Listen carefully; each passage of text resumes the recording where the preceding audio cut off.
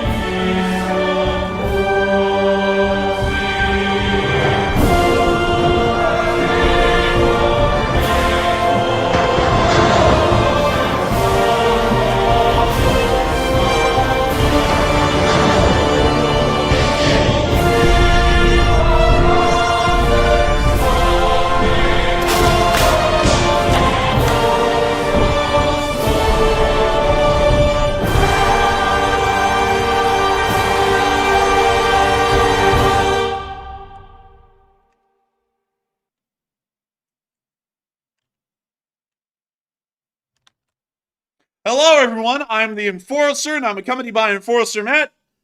And good evening, folks. It's Enforcer Matt, and welcome back to day 890 of the news. And it's good to see you all once again. And the waiting game continues in the Middle East as tensions continue to soar. And also, Ukraine smashed Russia's largest refinery today in a massive attack. And it's good to see you all once again. And of course, we're going to be covering the past 24 hours of news from around the world, as we have gotten massive news from the area around the Middle East today that the United States has moved its forces, specifically in the Navy, in position around the entirety of the Arabian Peninsula, and the United States military appears to be ready for war as of the past 24 hours. We have also been able to hear major announcements within the area of southern Lebanon and northern Israel as the massive exchanges of fire in between Hezbollah and Israeli forces continue on at this moment, with Hezbollah scoring several hits within the area of northern Israel, and Israel declaring that they were putting all air defenses on high alert and beginning to immediately mobilize and deploy them into strategic positions around the entirety of the state of Israel. At the exact same time, we've also been able to hear from inside of Iran that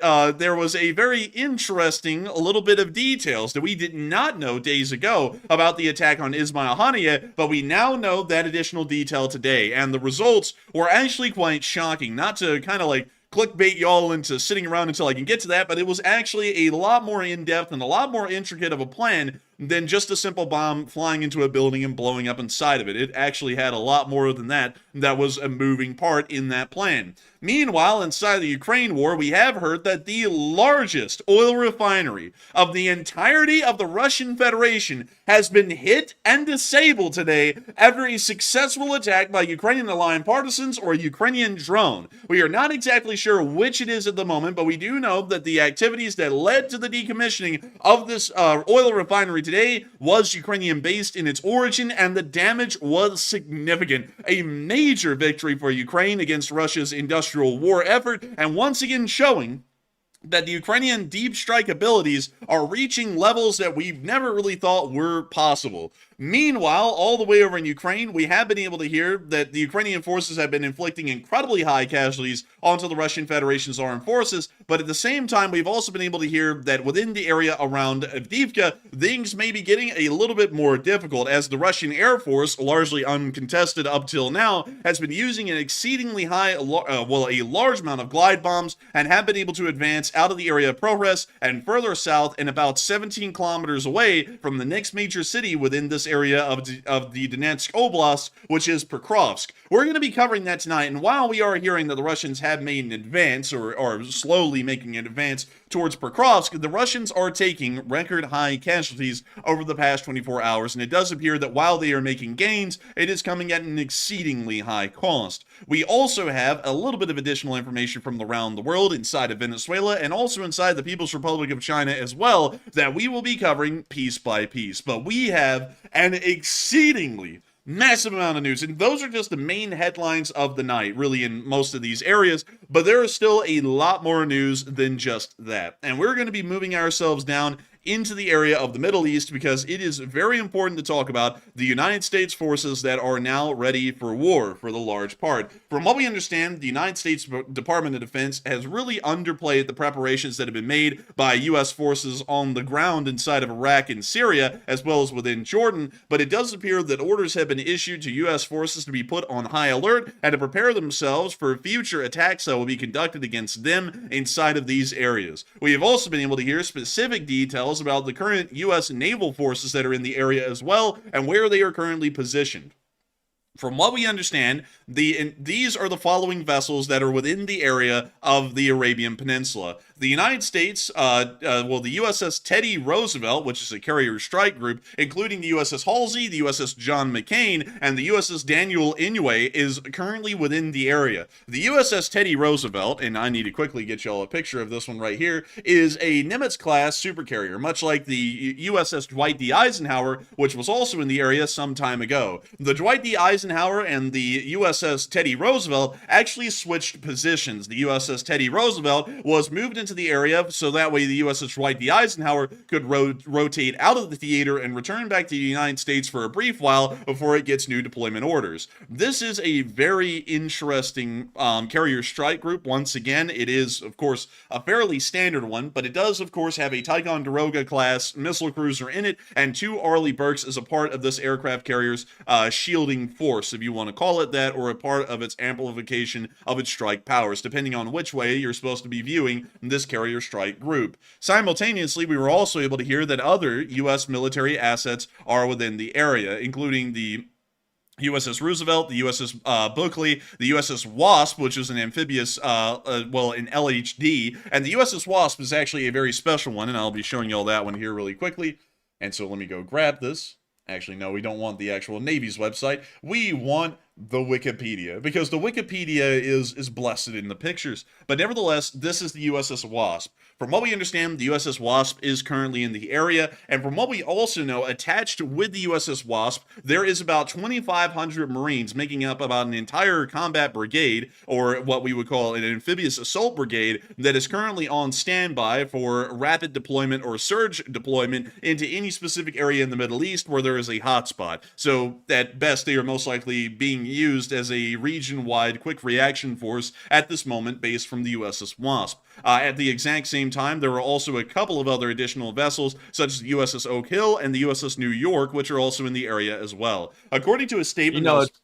Go ahead. It's actually pretty crazy. That's a large amount of ships that's actually around the area. I already knew that there was already some ships around Israel, but a large amount here, I didn't know we had this many there. So I was kind of shocked to see that myself earlier when this list came out, that we actually had this many assets in the region. To me, this indicates that something definitely is going to happen that's probably pretty big between Iran and Israel as well. So to have this many assets in the region, we must be planning on getting directly involved if something does go down. And I would agree with that completely. And really quickly, I'm actually trying to pull up every single bit of information that I can. And let me see if I can grab a couple of the vessels here that we're seeing. And let me go to DDG 80, because there's actually 2 USS Roosevelts. There's the Teddy Roosevelt, which is the aircraft carrier, and then there's the Roosevelt, which is an Arleigh Burke class destroyer. So let me quickly get a couple of the vessels that we're seeing in the area. And so let me get that one right there, and this one right here, and then this one right here. So this one is actually the USS Oak Hill. This is the USS New York. In this picture right here. Actually, interestingly enough, I believe the USS New York, some of its steel was actually sourced from the scrap yards from 9/11. So where most of the steel went from the skyscrapers that collapsed during 9/11, some of it was actually melted down and used in the construction of the USS New York, which is actually kind of a very interesting thing, a fun fact about this vessel, because it carries on a little bit of what really made the United States get so heavily involved in the Middle East in the 21st century. Part of that steel from 9/11 is actually inside of this vessel, which is a very interesting thing about it. But we also know that the USS Teddy Roosevelt is there, and the USS Roosevelt, which is different from the Teddy Roosevelt. This is an Arleigh Burke-class destroyer. And there also is a Ticonderoga out there as well currently. I believe it's actually the USS Halsey, and let me make sure to check that. The USS Halsey, that's actually another Arleigh Burke, so that's exactly like the USS Roosevelt that we were looking at a second ago. So maybe it's the USS John McCain. I'm doubting that the John McCain is an Arleigh Burke, so now we are down to the only ship left in the Roosevelt Carrier Strike Group is the Daniel Inouye, which is also an Arleigh Burke. So interestingly enough, actually to put this out there for all of y'all, interestingly enough, the USS Teddy Roosevelt's Carrier Strike Group appears to be very unique because usually a modern Carrier Strike Group is comprised of one aircraft carrier, like a Nimitz class or a Gerald R. Ford class, depending on which one you're looking for, and then it has two Arleigh Burkes and one Ticonderoga class ship within that strike group. The Teddy Roosevelt Strike Group has one Nimitz class carrier and then three Arleigh Burkes within its strike group, which is actually a very interesting assortment of vessels. But nevertheless, this means that this region is actually very heavily oriented towards the destroyer force. While there is a carrier and an LHD in the area, there is a massive amount. There's actually 5 Arleigh Burke class destroyers within this one area, and then 2 auxiliaries as well in the form of the USS New York and also the USS, and let me make sure, Oak Hill right here. These auxiliaries are meant to make sure that fleet sustainment is possible. Fleet sustainment, in a magical word or a magical sense, means that these ships carry around all of the food, all of the fuel that would be necessary to be able to make sure that the Arleigh Burkes that are out there and the aircraft carriers and the LHDs as well will be able to stay underway and continue on in their deployments without having to turn around and go back to port too quickly. Because while a nuclear-powered aircraft carrier like the Nimitz class technically can be underway forever, food stores and some other forms of stores on board can end up running out, like water stores. Although there is a desalination plant on every single warship these days, sometimes, for some reason, they do need a replenishment of water stores, although that's incredibly rare. Mostly it's just foodstuffs. And so for that reason, these vessels carry around a massive amount of foodstuffs. They carry around a great deal of diesel fuel as well, really bunker fuel for the Arleigh Burkes, like the USS Roosevelt pictured here, because the USS Roosevelt and the other Arleigh Burke class destroyers are actually not nuclear powered. They're actually diesel powered, or just a normal fuel fired warship, meaning that they have to be refueled by some sort of a tender. And the USS Oak Hill most likely would serve as that tender that would refuel all of the Arleigh Burkes and keep them underway. The USS New York is also very similar as well, but we would suspect that the USS New York is also being used alongside the USS Wasp to carry the near brigade strength unit of Marines that are in the area right now and are going to be operating as a quick reaction force for the U.S. Armed Forces within the region. So from what we know, this is a very, very well-balanced suite of warships that we currently have in the area,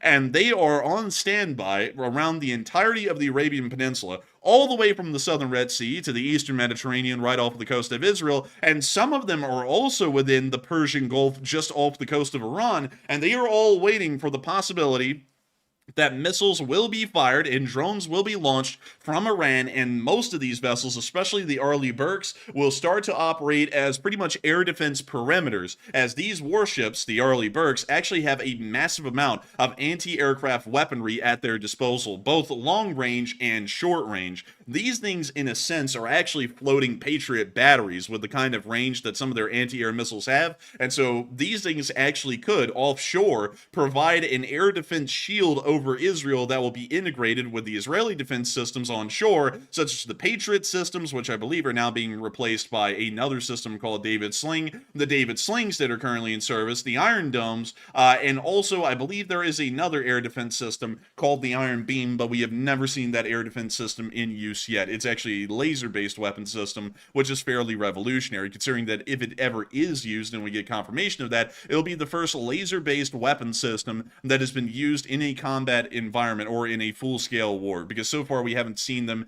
in mass deployment yet, so the Iron Beam would be the first. But nevertheless, the U.S. Also, like I gotta say, this is a massive deployment of ships right here. Like I said a moment ago, very shocking to see just how many it really is. But do we know how this compares to the last time that Iran attacked Israel? Because I know last time we also sent ships to the region as well. Do we know if this is a much larger deployment of naval assets, or is it about the same as last time? From what we know, it's a little bit smaller, but the caveat to that is that the only reason it's smaller is because there's less auxiliaries in the area. From what I remember last time, I think there was like 5 auxiliaries in the area, about 6 Arleigh Burkes, a Ticonderoga, and the Dwight D. Eisenhower, and now there are 5 Arleigh Burkes, 1 LHD, 1 Nimitz-class supercarrier, and then 2 auxiliaries in the area. So the only thing that seems to be short-changed from last time to this time is the auxiliaries, and the auxiliaries were never used in an air defense role last time. So as far as the firepower is concerned, they are actually on par with the last time the attack happened. As far as their sustainment abilities are concerned, they're short-changed by more than 50%. And also, are there any other countries in the region as well? Because I'd heard that Britain was going to send down some assets as well, but I haven't seen any official confirmation of that. So do we know if Britain or any of the other countries have sent anything down just yet? At the moment, we don't, but if we were to go off of prior deployments of the Royal Navy into the area, we would assume that they would most likely be using the Type 23 frigates, which are a common mainstay these days. Actually, sorry, correction, it's not the Type 23. What the hell am I talking about, y'all? What is that? Hang on.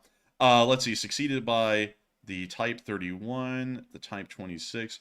Hold up, I've got to go find this freaking ship. I can't, what in the world am I talking about? Hang on, let me just go to the Royal Navy ships. And let me go look through them.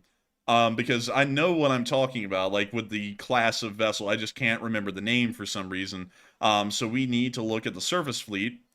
And so it's the Type 45 Daring class. That's what it is. Usually the Daring class are the ones that have been sent down into the Middle East so far. We've also seen a few others as well, some of the smaller frigates that are in the Royal Navy. But usually the Type 45 is the one that they prefer to send, because the Type 45 is the most well-balanced vessel in terms of firepower. It has an incredibly strong anti-air presence. It also has a very strong anti-ship presence as well. And in some capacity, it can also conduct ship-to-land strike operations as well. So it's a fairly good ship. It's very similar to an Arleigh Burke in the way it's supposed to perform at sea. So this is probably what the Royal Navy would send if they're sending anything. I remember the last time that the French sent something, speaking of other countries that may be sending it, the French sent, I think, some of their destroyers, and I possibly remember, and I'm going to let the chat correct me if I'm wrong on this, I think they may have sent down the Charles de Gaulle, which is their aircraft carrier, into the area, but I can't really remember correctly if the Charles de Gaulle was in the vicinity of the Middle East or it was actually involved in some operations around the Middle East. I can't remember that exactly, but I think it was somewhere nearby during that last attack. Well, that's a very fine ship, I must say. But also, by the way, like seriously speaking, I think this time these vessels might actually get to flex their muscles a little bit more than they did last time, because it sounds like, with Israel discussing the possibility of a preemptive strike on the terrorists, it sounds like that maybe this time it might be a little bit more serious than last time's attack, because the intel that's coming out seems to suggest that it's going to be a much larger attack with maybe double the amount of missiles that we saw in the previous one. So these vessels right here might have to fire some missiles and sort of take an active air defense role to help Israel out, because their air defenses might get overwhelmed this time with that volume of missiles. I would agree completely. And I also saw someone in the chat, sadly we can't confirm this, but someone did say that the Royal Navy may have deployed one of their aircraft carriers, either the Queen Elizabeth or the Prince of Wales. We're not entirely sure. If we had to go with one or the other, it's most likely the Queen Elizabeth, because I believe the Prince of Wales is still under refit at the moment, because the Prince of Wales is plagued with teething issues, specifically leaks within the hull due to structural defects. So we would probably understand that it would be the Queen Elizabeth that is heading into that direction instead of the Prince of Wales at the moment, if the British are sending any aircraft carrier at all, and if that information is true. But still, very interesting to know that there are a large amount of U.S. forces in the area. While we can't really speak for other nations in the coalition at the moment, we do know that there is a wildly high presence of U.S. forces within the area, and they are ready to strike either at Iran or at Iranian-backed proxies, or at their initial onset. This is what they're exactly going to be doing: a defense of Israel from an overwhelming strike by Iran and their proxy forces surrounding Israel at this current moment. We have also been able to hear some very interesting statements showing the embarrassment that the Iranians have suffered because of the attack on Ismail Haniyeh a couple of days ago. We actually got details today from the Israelis about how that attack against Haniyeh was conducted. Loads of people, including us, thought it was either an airstrike or some sort of a drone or a missile that was launched that ended up hitting that exact room and taking him out. The reality is a lot more shocking. The Mossad planted a bomb in the room and blew him up. Like, that's the actual story that happened. And I'm going to tell y'all exactly how the Israelis laid it out. So this was the, as they call it, the behind the scenes from the Israeli intelligence about how the attack actually happened. And so let me read this to y'all exactly. Let's see. The sources said Israeli intelligence learned which facility and which exact room Haniyeh stayed in during his visits to Tehran. So from what we know, they apparently had observed him for some while on his visits to Tehran and found out that he stayed within a specific compound each time and visited one specific room within that compound every single time, apparently having some sort of a specific schedule or a habit, which the Mossad was able to figure out, and then they were able to know what room to plant the bomb in. Mossad agents infiltrated into the building, apparently completely undetected at some time before the bombing occurred, and planted the bomb inside of the room where he would sit down and get blown up at a couple of days ago. They added that the bomb apparently had some sort of artificial intelligence and was a very high-tech kind of a device, probably a bomb that was incredibly expensive and probably is not fielded in incredibly large numbers by the Mossad or any other agency around the world. It was then detonated remotely by Mossad operatives who were in Iranian soil. They were not in it, they were on it. But now Haniyeh is actually in Iranian soil, but the Mossad was sitting on top of the Iranian soil, and after receiving intelligence that Haniyeh was in the room, they then detonated the bomb, and Haniyeh and a bodyguard were immediately killed, along with a couple of other people getting injured from what we heard, but we don't know who exactly was injured. Did you just say the bodyguard got killed with the bomb? From what I understand, a bodyguard of Haniyeh's and Haniyeh were killed in the explosion. Interesting. So the explosive was placed allegedly in the bedroom, from what I heard. So apparently the bodyguard was maybe in the bedroom with the guy? Come in here, Habibi. Yeah, what's going on with that? But anyways, moving on from that, it is still an impressive operation that was conducted. I have to say that the level of intelligence that was gathered for the Mossad to be able to conduct an attack like this was absolutely insane. Well, the fact that this actually succeeded is also insane as well. The odds that he actually would continue to have such a reliable routine of going to this exact same compound and going into the exact same room, which was the bedroom, to get blown up in it is actually pretty freaking impressive. It is really good to know the Mossad is on their game, and none of the Iranians, if the Mossad and the Israelis put their mind to it, are actually safe from anything. They could all get blown up really anywhere they're sitting at this very It's really moment. more impressive. It's really more impressive than thinking that a Israeli missile made it all the way through air defenses, which turned out not to be the case. That's what we speculated it could be. This is more impressive to me that there's actual Mossad operatives on the ground and literally able to sneak into the compound where one of the most high-profile terrorist leaders are, right in the middle of their capital, sneak past all the guards, fool everybody, and blow up the top guy. that should make everybody in Iran, including the Ayatollah, super scared. And I saw him on video today. He's already like really looking up in the sky to see if drones are coming in to get him, because he knows now that Israel can reach right into the dead center of their capital and get anybody they want, which is probably very unsettling for those leaders. Wait, you mean this video right here? Oh, yeah. Man, he's doing the Willem Dafoe meme out here. He's scared.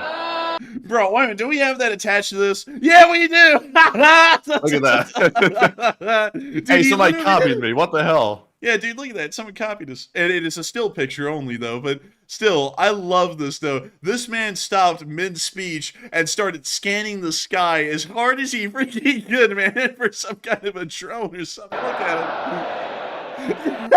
He's squinted and He's everything. paranoid. Yeah, dude, everyone's probably paranoid of the Iranian government now because they know that the Mossad can get them wherever they are. Even if they're in Tehran, they can get them in a secure government building, a facility, wherever. Look at him. And he's looking off there to the right. He's looking for a sniper. He's remembering what happened in Butler, Pennsylvania. He's like, I know what did happen to me. Like, he's like, let me look up into the sky again. Maybe there's one there. And then he looks over to the left. Sympathizers. All the Iran sympathizers will say, oh, he's not scared of drones. He's scared of what's going to happen to Israel because of this. It's like, no, this dude right here is clearly scared. Like, you can tell it in his eyes and the way he's acting. He knows that he is at risk and that Israel can reach him now. He knows that for a fact. Now it's that whole illusion has been broken in his head. He's not invincible. So I think this guy might decide to go into hiding here pretty soon. I think he will, man. I think he's going to go Osama bin Laden very, very soon. Because look at this dude. His facial expression right here shifted. Watch. So he looks out there into the crowd. Something triggered him to start looking around. But notice how his face expression changes from this to almost like this fearful, like, quick scanning of the surroundings. Right there. Like, you can see. Uh-huh. Look, his He face heard is... something. He was thinking in his head, he's like, is that the haunting sound of a lawnmower right here? He's like, no way. Not in the capital. Dude, I don't even know why that unpaused right there. I didn't even click anything. He just started playing again. They're like, look, look. And then at the end, we got a nice little musical right there. They're moving into the next song in the musical. That the musical is called Osama bin Laden, Hiding and Dying, and that is we're now seeing that music. I'm just kidding. Like I'm just. Oh, I wouldn't doubt it. I would have believed you. I said Osama bin Laden, Hiding and Dying. You're like, for real, man? It's like, no, man, they ain't putting that out in Iran, dude. If they're doing anything in Iran, they're having that fake like rip-off Woody from Toy Story called Whoopi, and he's out there doing something at the moment at that theme park we saw a while ago in Tehran. But nevertheless, it does seem as though, just based off of that one video, the Iranian government is fairly frightened and quite fearful about possible Israeli preemptive action still being conducted against him, because that man do be scared and he's shivering his timbers. No joke, you could see it on film. Meanwhile, we did hear that the Iranians threatened the entire region yesterday that if any Arabic country or any Islamic country in the region sided with Israel, they were also going to end up being a target and attacked themselves. And this doesn't seem to have dissuaded the Kingdom of Jordan, because they have stated that they actually will be intercepting Iranian missiles when they are fired. This is an actual statement from Jordan. Jordan has now announced that it will intercept any Iranian missile that passes through its skies. This is, of course, the exact same as last time. They did do that during the last attack and intercepted and shot down a very large amount of missiles that were being fired from Iran. They actually shot down about a third of them, just the Jordanian air defense alone, which is pretty impressive stuff. I mean, that's pretty wild, because no one really expected Jordan to be such a sleeper. You know, Matthew, they were like the sleeper car at the function, man. Everyone was like, the missile's going to fly straight to Israel, and then Jordan just whips out like the craziest, most intricate amount of air defense seen in the region outside of Israel, and just starts smacking down about a third of all the drones and missiles that were in the sky above them.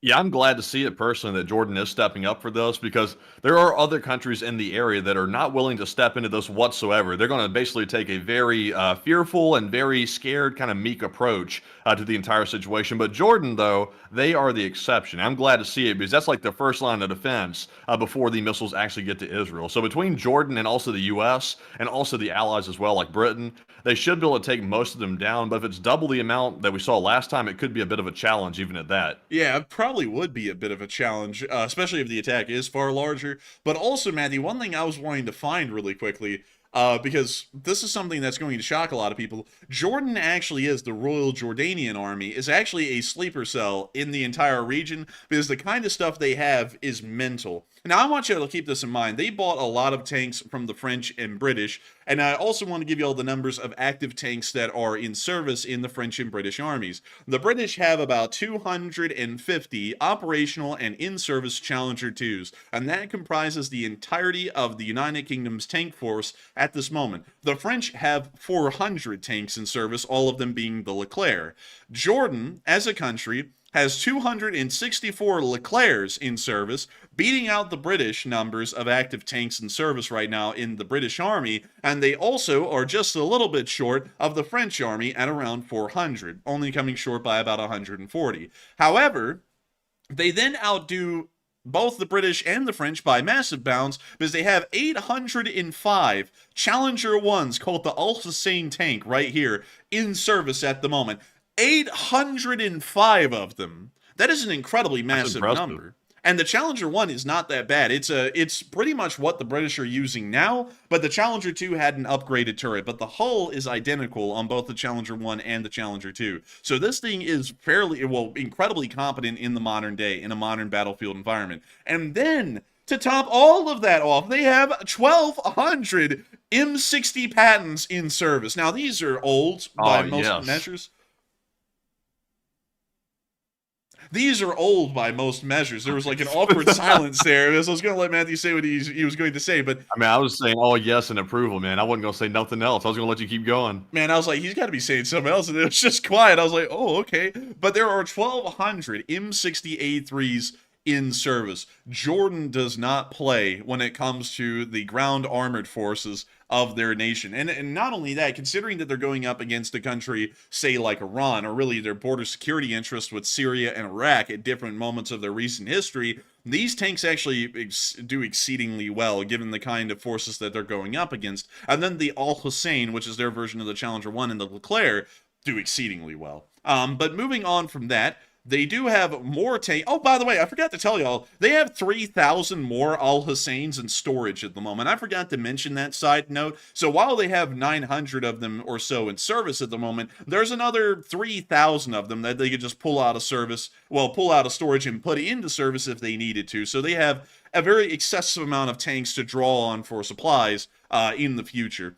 They also have thousands more in storage as well, but we're not going to go into those. We are really wanting to talk about the Jordanian air defense, which is actually fairly impressive. Here are some of their artillery locating radars. They have the TPQ-136, very cute little radar. They also have the TPQ-37s as well, kind of an older radar system. But they also have 72 Cobras, which are a very new German targeting and acquisition radar system that can be integrated into other air defense units, which is a very nice thing. They also have quite a large amount of different forms of air defense systems. They have about 600 Gepards. The Ukraine is wondering where all the Gepards went. Jordan bought all of them because they're all in Jordan. They also have 1,200 M163s that are currently in service.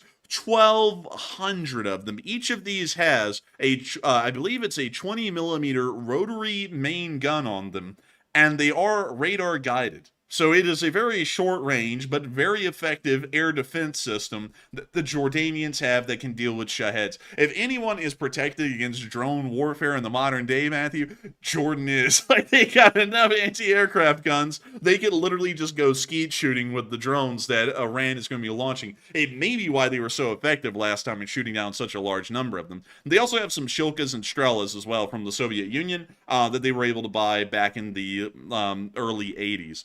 They also have, now let me see here. Interestingly enough, according to what we know, that's all the air defense they have. They don't actually have any advanced air defense surface-to-air missile systems. They do have some manpads, they have some Iglas, but that's it. So they actually rely entirely on kinetic-based ground air defense to be able to shoot down any incoming air targets, and it apparently does exceedingly well, even in the modern day, which is pretty interesting. But still, great to know. Great to see that the Jordanian military, while using some older air defense systems, still has some very large numbers of air defense systems, and a lot of them that are available at any given moment. But Jordan really is yoked. So, like, a lot of people sleep on the Jordanians. The Jordanians are truly, absolutely yoked as far as the military goes. But moving on from that, we did get to see that armed clashes in between the Israeli forces and Hezbollah did continue today along the border of Israel, as we got to see that rockets were continuously being launched from Lebanon, part of the preparatory groundwork being conducted by Hezbollah forces.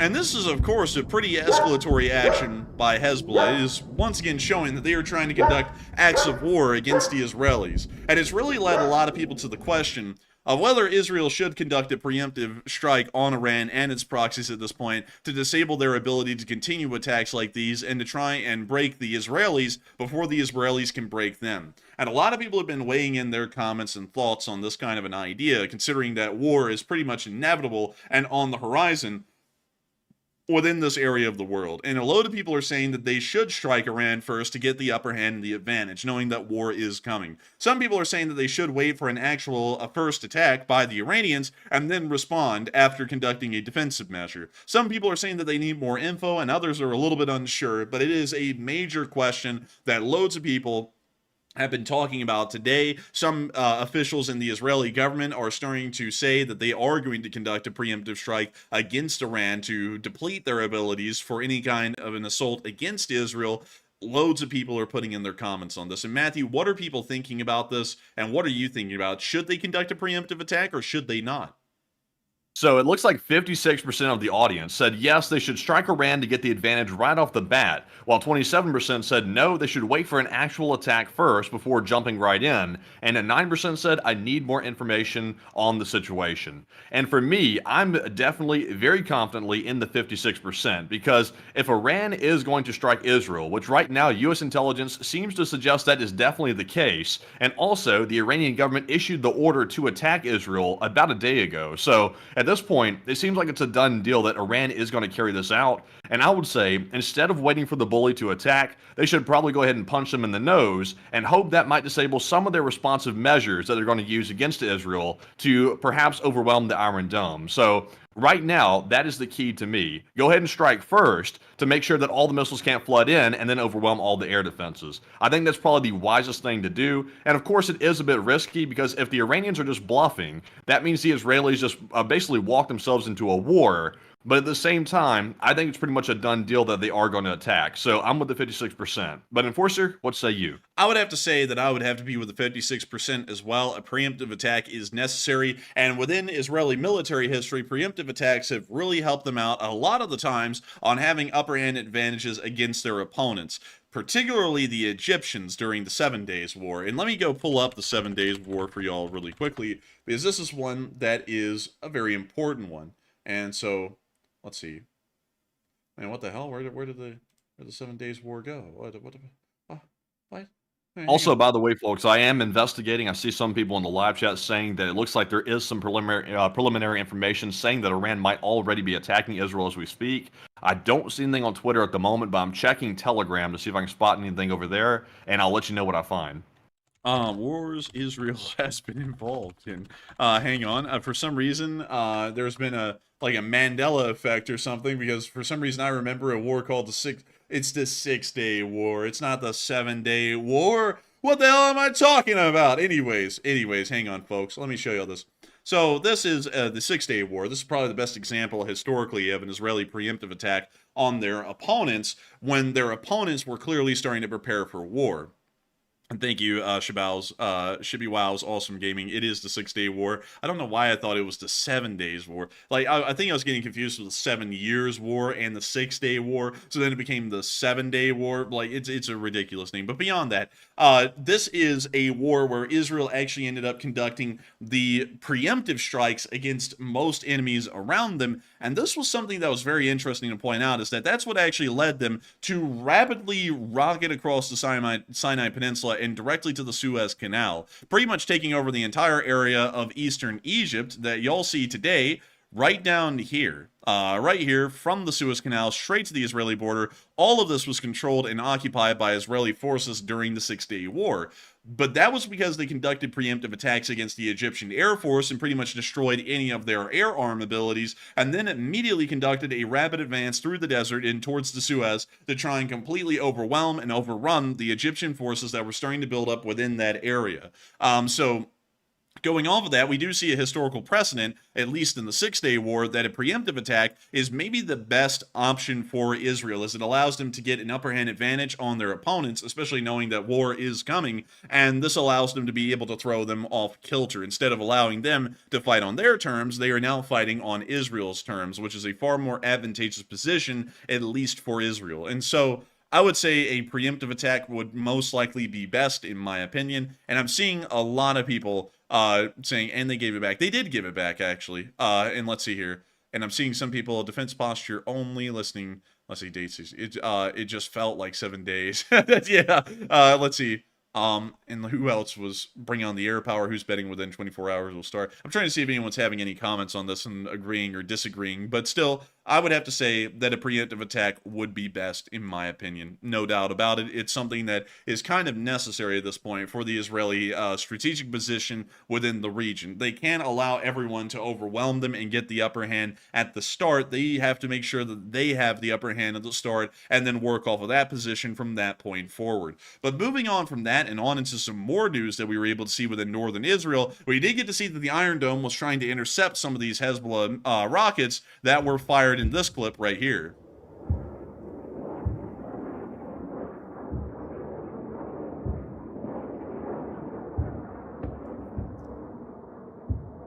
You know, surprisingly enough, this was actually a pretty large softening attack by, I believe it was Hezbollah that carried this one out. Pretty large softening right here ahead of the actual major attack.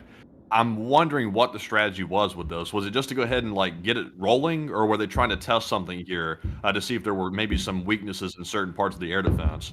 I think it probably was some sort of a test, because it would be a little bit weird on a military level to launch a full attack without trying to probe their defenses first and figure out where weak spots are. So they may have been trying to figure out if there was any vulnerabilities or weaknesses within the air defense parameters at that time. But moving on from that and into our next clip, we did actually get to see that some Hezbollah rockets made it all the way through air defense and ended up landing within the area of Western Galilee, which we were able to see in this clip right here.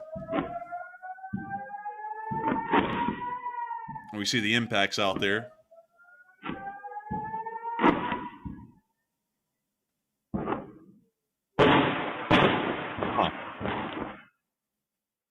Looks like they probed that one successfully. Yeah, it looks like they may have been able to find a weak spot, because there were a lot of impacts.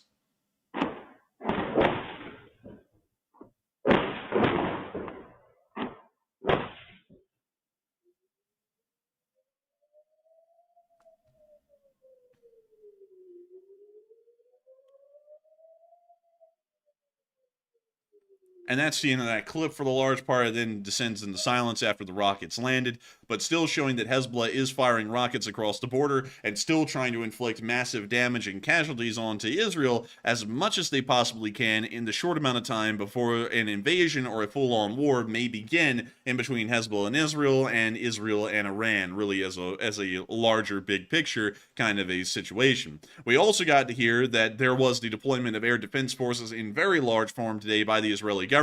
Channel 12 did report that there was a widespread deployment of Israel's air defense systems, and so we were expecting that right now, while that attack was going on, those air defense systems were still deploying and preparing to fortify the air defense over the state of Israel. But still, we are seeing that the situation is still evolving into one of war. There is no backtracking that is going on at this moment, and it does appear that everyone is set on a track that a conflict is inevitable at this point, and it is only a matter of time. We have now counted down the first 24 hours leading up to what we were believing is going to be the full-scale war that Iran said they were going to be getting into. We still have about 48 hours left in the original 72-hour window for this war to commence, or for Iran to to be able to launch its massive attack against Israel if we were going off of the same kinds of things that we saw during the last attack conducted by Iran during the month of April. But we still are having a lot of comments and a lot of thoughts flowing out of the live chat, flowing out of the Lee Spring Army, and a lot of people have been wondering, the U.S. says that it stands behind Israel 100%. And if Iran does carry out this attack, which they most likely will, what does this mean with the United States saying they're 100% behind Israel? Does this mean that the United States is going to try and shoot down all incoming missiles? Does it mean that the United States is going to end up conducting strikes against Iran itself?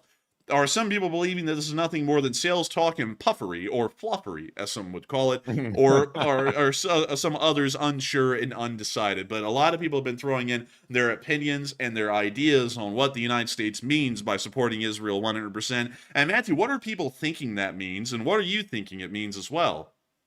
So a whopping 67% of the audience said the U.S. will shoot down all incoming missiles heading toward Israel, while 21% said the U.S. will help Israel strike Iran's territory directly, and 7% said it really just sounds like a bunch of fluffery. And I'll admit, it does sound a little bit like fluffery because this was very vague language to say that they stand behind Israel 100%. It's not really clear what that means, so we are basically left to assume what it means. To me, I'm with the 67%. I think it does mean that the U.S. will once again help out with air defense around Israel and try to shoot down the incoming missiles. I'm very confident, though, that the U.S. will not be striking Iran because that does not line up whatsoever with the doctrine that the U.S. is currently carrying out in the Middle East. So I would rule out that 21% option right there. No way that the U.S. is going to strike Iran directly. I really doubt that. So it's pretty much down to defense. There's no offensive measures being taken here, and it's probably off the table for the U.S. But Enforcer, what say you? I'd have to completely agree with your assessment. I don't believe there's any offensive measures even being considered at the moment. It is entirely defensive, and that means that the U.S. will most likely shoot down all incoming missiles. We did see that the last time that the United States was heavily involved in intercepting and shooting down a large number of drones and missiles that were launched by Iran and their proxies, and so I would assume that it means the exact same thing coming this time around, that we'll probably see that they all just end up shooting down missiles and drones that are heading towards Israel, and then Israel will have the responsibility of carrying on any sort of offensive actions or retaliatory actions directly against Iran and its proxies within Lebanon, within Yemen, and also within the Gaza Strip as well. But with that, I hope that does address that at least fairly well, in my opinion. And before we move on into the Ukraine war news, there are a couple of small things that I just want to make sure that we cover before we move on. Now, many people know that there are a bunch of conspiracy theorist people out there. And one of the conspiracy theories that has been come out with in the world, one that's absolutely crazy in my opinion, is that every single bird is not real. Birds are fake, according to some conspiracy theorists, and that they are government drones that are made to spy and surveil the population specifically of the United States. Apparently, birds are normal everywhere else in the world, but once a bird flies from Canada into America, it ends up becoming a government drone. This is an absolutely crazy conspiracy theory. The fact that they are saying that every single bird is fake, and the reason why they say that is because you never see a bird hatch its eggs, which is kind of stupid. I guess these people never go outside and touch grass, because if you go outside and touch grass, you will see that there are birds that lay eggs and the birds grow. Like, you know, it's like just a normal known thing. But still, people believe that all birds are government drones. And I thought that that was a crock of crap until today. Because in China, we got to see a new exhibition of a brand new kind of a surveillance drone that the People's Liberation Army is going to be using in the future. They were right. The birds are government drones. Ali Bobby bird. Oh no. Look at this though. No way. What it's a freaking bird drone, man. They're using it in the army. It looks real though. Like yeah. It actually doesn't look fake. Dude, that's insane. Like, that is actually crazy. insane. Man, what is the sensor suite on that thing? Like, does it simply have like a camera on it, or is it like infrared and a bunch of other stuff? I don't really know. That's a great question, but still, the birds are government drones. Like, they're actually government. So if you're in China, you actually have to be scared that that bird flying overhead might literally be a government drone, because the Chinese government is now actually starting to implement in the People's Liberation Army bird-looking drones. And I guess it's a way that they're hoping to get around people using anti-drone weaponry against them or shooting them down, is that they'll think it's just a bird instead of an actual drone. But this is exactly, this is crazy, Matthew, because, like, this actually bleeds into that crazy conspiracy theory that this is, like, all birds are government drones. In China, that might actually be a little true, like, at least in a very, very small sense.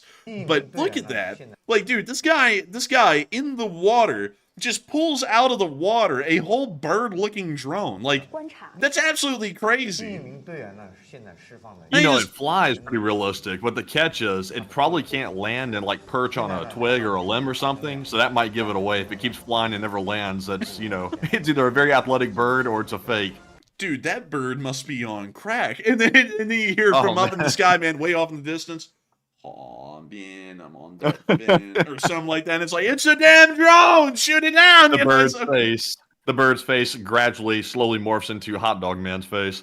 Dude, oh, man. I'm telling you something, man. This is wild, though. Like, actually wild. But I had to show that to y'all because it was such a freak thing to see today on film. Like, regardless whether we could integrate this into a bigger news segment or not, I had to show this to y'all because it's absolutely crazy to see a bird drone attempting to be implemented into a major armed force in the world. Meanwhile, we also got to see something pretty wild over in Venezuela today, because the Venezuelan government is, of course, trying to put down the uprising that's currently happening inside the country, and so they have decided to apparently assemble this force within the town of Moron and try and figure out how to butt heads and put down the uprising. And so what we saw was actually pretty shocking. The Charnavagna Wagner is actually in Venezuela and is attempting to be a part of the support to Maduro's government and putting down the uprising. So I'm going to show you this clip. We see some Venezuelan police and army here in this clip. Mira, la única estatua de Chávez que no han tumbado es esta. And this guy over here in the right, you know, in the camo, that is a Chernivogna Wagner patch right there on his arm. So he's an actual part of the Wagner PMC. And they're now in Venezuela.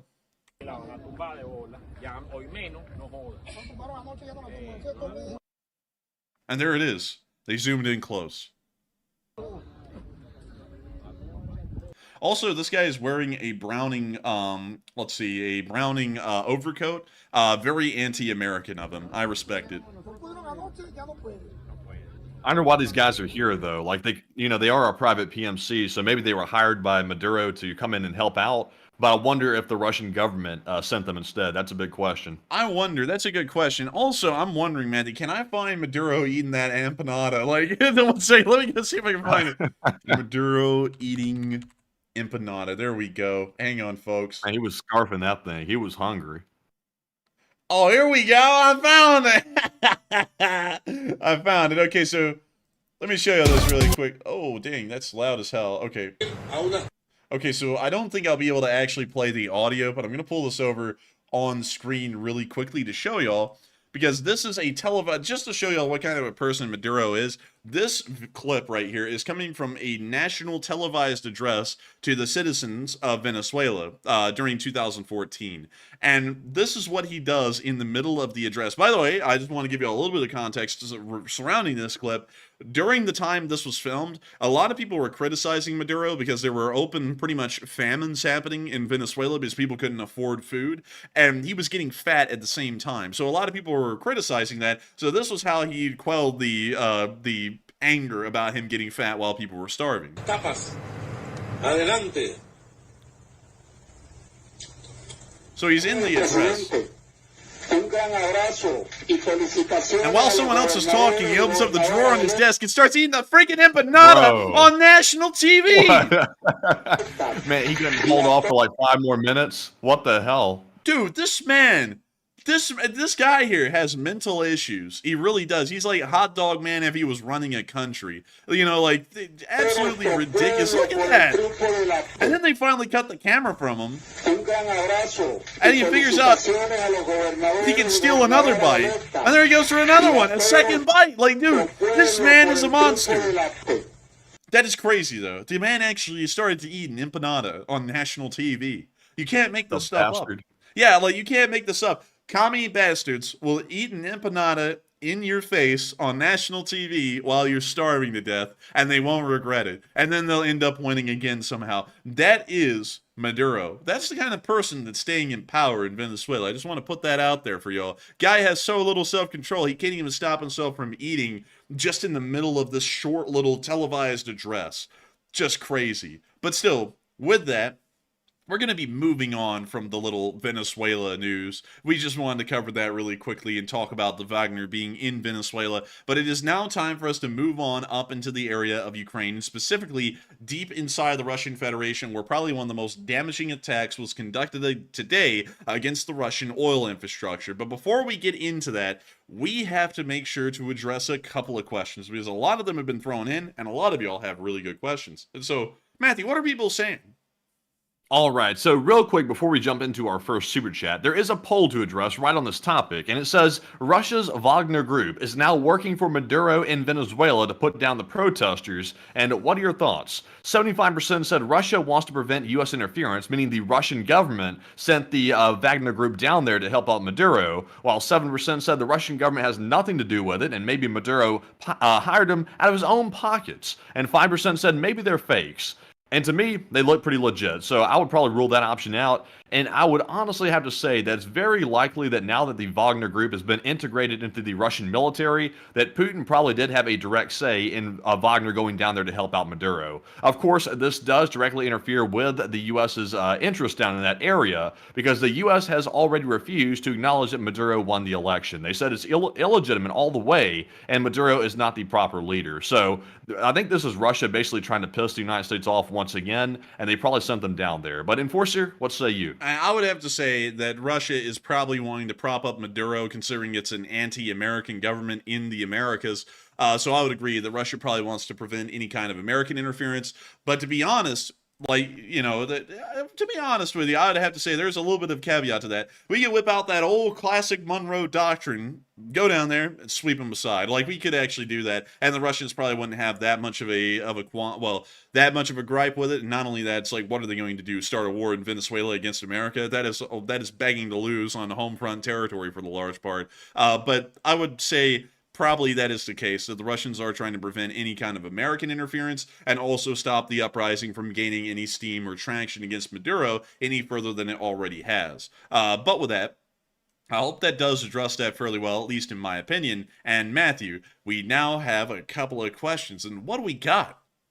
All right, so the first live chat question is a very generous $60 donation from Howard Turgell, who's a long legend, and thank you very much, Howard, as well, for your support. He said, the number 18 is deemed special by the Jewish people. It means life, and bless Israel. And thank you so much for the support, Howard Turgell. And that's actually pretty interesting. I didn't know that the number 18 was lucky to Jewish people. Usually the number 7 is considered fairly lucky, and I think the number 3 as well. But number 18, like, I did not know, but that's actually pretty cool. And thank you so much once again for support, Howard Turgell, and thank you for saying bless Israel, because hopefully they will be as successful in their ventures as Ukraine has been in their own national defense against the Russian Federation. And so with that, thank you so much once again for support, Howard. I hope that does address that incredibly well. And thank you for sharing that little tidbit of information with me, because I actually did not know that. But still, thank you so much once again for the support. I hope that does address that incredibly well. And with that, we are on to the next one.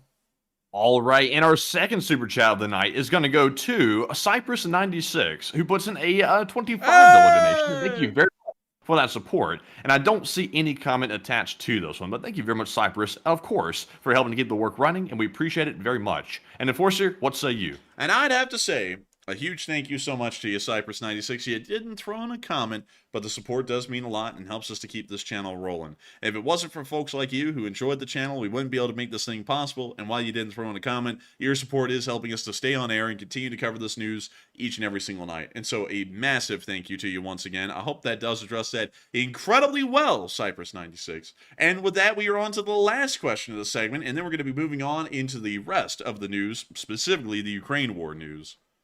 And this one goes to Purple Gerbil, who puts in a 20. And thank you very much, Purple Gerbil, for that support always. Purple Gerbil has really been supporting the channel big league these days, and we appreciate that very much, seriously speaking. And they said, smash the like and take one from the chat, and LSA forever. And LSA forever! And I gotta say, thank you so much for the support and helping this channel to keep on running. It is folks like you, Purple Dribble, who help to make this channel reality, help us to keep this thing running. And if it wasn't for folks like you, we wouldn't be able to be here every single day. I got to thank you for continuously supporting this channel. Every single day now, we have seen you supporting this channel with a super chat or multiple super chats. And we are entirely appreciative of that because you're one of the folks who helps us to keep this thing running. Right now, we have, and including the super chats we have covered right now, let's see here, 11 super chats. And I want to put this into perspective here. We have 11 people tonight so far who have supported this channel, and they're helping to keep on running like you, Purple Gerbil. And y'all are the ones who are keeping the Lee Spring Army alive. Some people say this is stomping. I don't know. But one thing I will say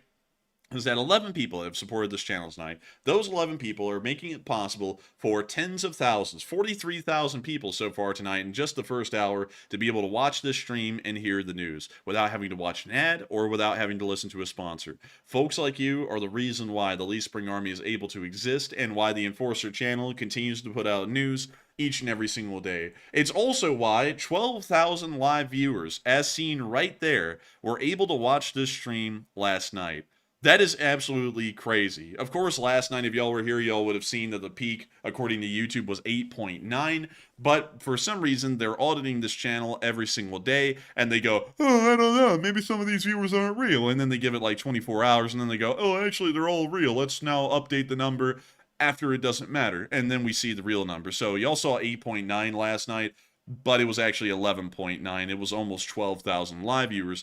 And the small amount of people who support this channel in super chats are the ones who make it possible for 12,000 people to be on at one single time listening to this news. It is absolutely incredible to know that folks like you, Purple Gerbil, enjoy this channel a great deal and support it, because not only are you making it possible for yourself to listen to this news every single day, you're making it possible for the entirety of the Lee Spring Army to watch this news and hear about what's going on each and every single day. And so with that, thank you so much once again. I hope that does address that incredibly well. And thank you so much, Purple Gerbil, for the support and helping this channel to keep on running and continuing to make it possible. And with that, we're now moving on into probably the biggest news, the biggest oil news of the war.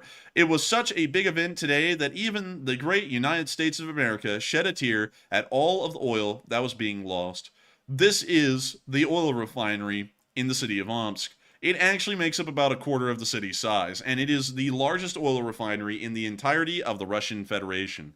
Settled right along the Irtysh River, this oil refinery is operated to produce a large amount of Russia's refined oil needs or refined fuel products needs on any single given day. It is a major deal for the Russian Federation that this oil refinery is able to continue its operations like normal and have absolutely nothing interrupt its operations or affect it, because right now 15% of the oil refining capacity of the Russian Federation has been knocked out, and any further would once again greatly exacerbate the losses of their refined fuel products and probably lead to a quicker end to the war due to a complete lack of fuel and the economic decline that would come soon after the complete depletion of any kind of usable fuel reserve. From what we know, that's going to change, because it looks as though this refinery got hit on fire. And here's the clips. Man, they smashed this one. I'm telling you what, look at that. That is smoking. Let's look at another. Oh, that's smoking. Oh! What is this, like, desk they've set up for the fire department? Is that a desk? It looks so, and it looks like he's writing a student essay on it. He's going, oh, fire, great fire, hot fire. Bro's filling out the reports before the fire's even out. It's like, dude, the paperwork comes after the fire, not during the fire. Dude, look, dude, he was scrambling to that desk, too. He's like, shit, I gotta write down this report fast. He's like, fire ongoing, pretty bad, pretty tough stuff. I think you got the firefighters out there, man. They're walking around, they're like, yep, that's a fire. And they're just walking back like, yep, we can confirm that is a fire, and it's burning. He's really probably writing his last will and testament, because Putler's not going to be happy about not putting the fire out on time. Look at him. He said, hurry up and put it out. I'm almost finished with my will. Hurry. Dude, but look at this. Look at this right here. Look. Dude, that man was leaning forward. He was speeding to start writing. Look at that. I mean, he was quick. He was quick. You got to admit, that man had some speed right there. But not only that, not only did he have speed, we did get to get another clip of the fire at Omsk, which, believe it or not, gives us the audio of this clip, which is very nice. It sounds like a raging waterfall, and this man is writing the most beautiful soliloquy you've ever read. As Zelensky would say, it's a real fire, a long-lasting fire. He said, "We want real oil, long-lasting oil." And then this guy went, shit. And he's like, dude, he's sitting there writing his poem. He's going, "Oh fire, oh great fire, long-lasting fire, forever-lasting fire." He's writing the shopping list for next month's fire delivery and stuff like that. He said, "We need a little more foam. We don't have any. Can we please have some extra? The water's not working." Dude, this man's writing down the lessons learned section of the PowerPoint before the whole thing's over. He's gonna go back to the fire department. He's gonna be like, "So actually, I kind of knocked this out while the fire was going because we had nothing to fight the fire with. But the one thing we learned today in the lessons learned is we need actual firefighting shit, like hoses and foam, and also more people working in the fire department. We also need to get rid of this weird jacket that is apparently accentuating my form and giving me curves. I don't know why this is a requirement of our uniform in this specific brigade, because usually firefighter equipment kind of a little baggy looking, but for some reason in this specific fire department in Omsk, they have a little belt to make sure that it looks like the firefighters are curvy. I have no idea why. But beyond it, this man's on the radio.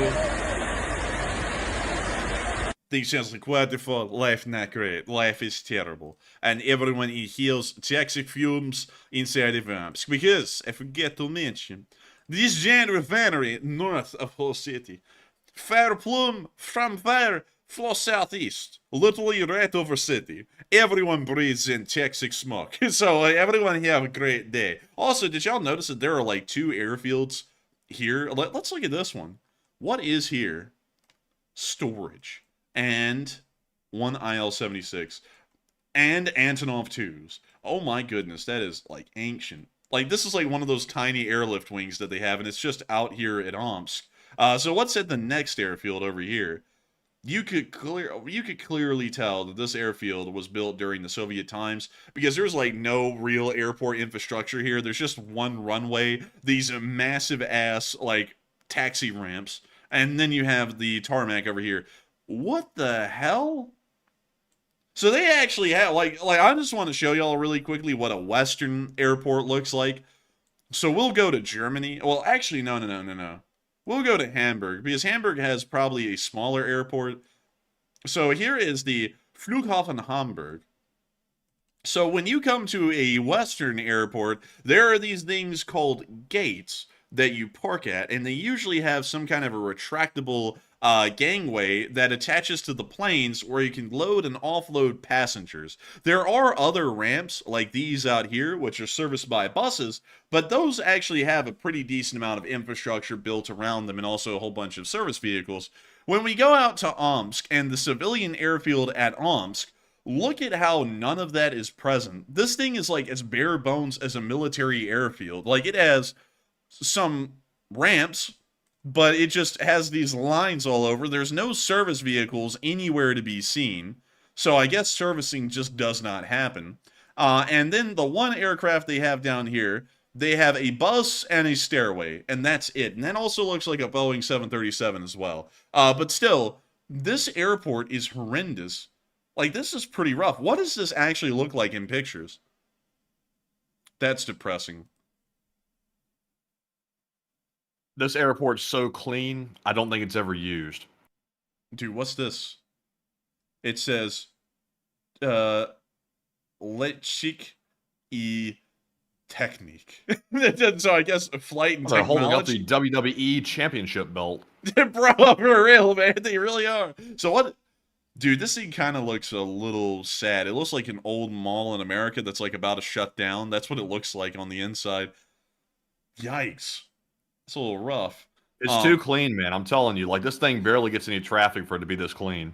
Man, you know what this reminds me of, man? This reminds me of that airport in Pyongyang. You know what I mean? That one that's a little, too put together. Because yes, Air Koyo. let's see here. Dude, I want to find, Dude, they got Red Wings out here. That's the wings you get after Putin smears your family with blood after he assassinates your That's a father. shoe company here in the United States, by the way. It's got the same like red lettering and logo and everything. Oh, look, man, they took a picture of the power plant out there. Look at Oh. that. Nice. That seems like a little bit of a security breach right there. Probably Ukrainian taking the photo. Like, we're going to hit that later. Yeah, we're going to send the partisans out. And let's see. Okay, so these are the pictures of the airport. So let's take a look at Omsk itself. Let's just click here. Let's see the most picturesque pictures of Omsk. So everyone takes a picture of the basilica, but what about the actual city? So apparently the only thing I note in Omsk is the basilica, because no one takes a picture. I mean, okay, so we're finally getting pictures of other stuff. Yeah, it looks okay. We have the theater, like the standard theater built by the Russians everywhere. This is literally the exact same theater that was hit in Mariupol, like the same design and everything. But let's see. You know, these pictures are a little too cherry-picked. I want to see real Omsk. I want to see real Omsk, long-lasting Omsk. So we're going to drop down up in the streets. Holy moly! Oh my lord! It's Yikes. Detroit. This is tough, man. This is pretty rough. No curbs, no streets off the main one. It's just dirt. Yikes, dude. People are still living in houses out here like it's the end of the Russian Civil War. Like, look at that one. They just put plywood up there. Yeah, it's plywood and just like scraps of. Actually, that's wood painted green on the side of the building. Actually, I thought that was like some sort of metal, but it's just wood. That's called a static, Matthew. I don't know the difference, right? Some notes. That's that like depressed, bald and bankrupt aesthetic right there. Dude, this is that. I may have done some questionable things, kind of like, goodness. Dude, every single top floor is made of plywood up in here. Dude, this was blurred out because apparently there was a Russian mafia hit happening at that house during that time. It was requested to be blurred. So what is this?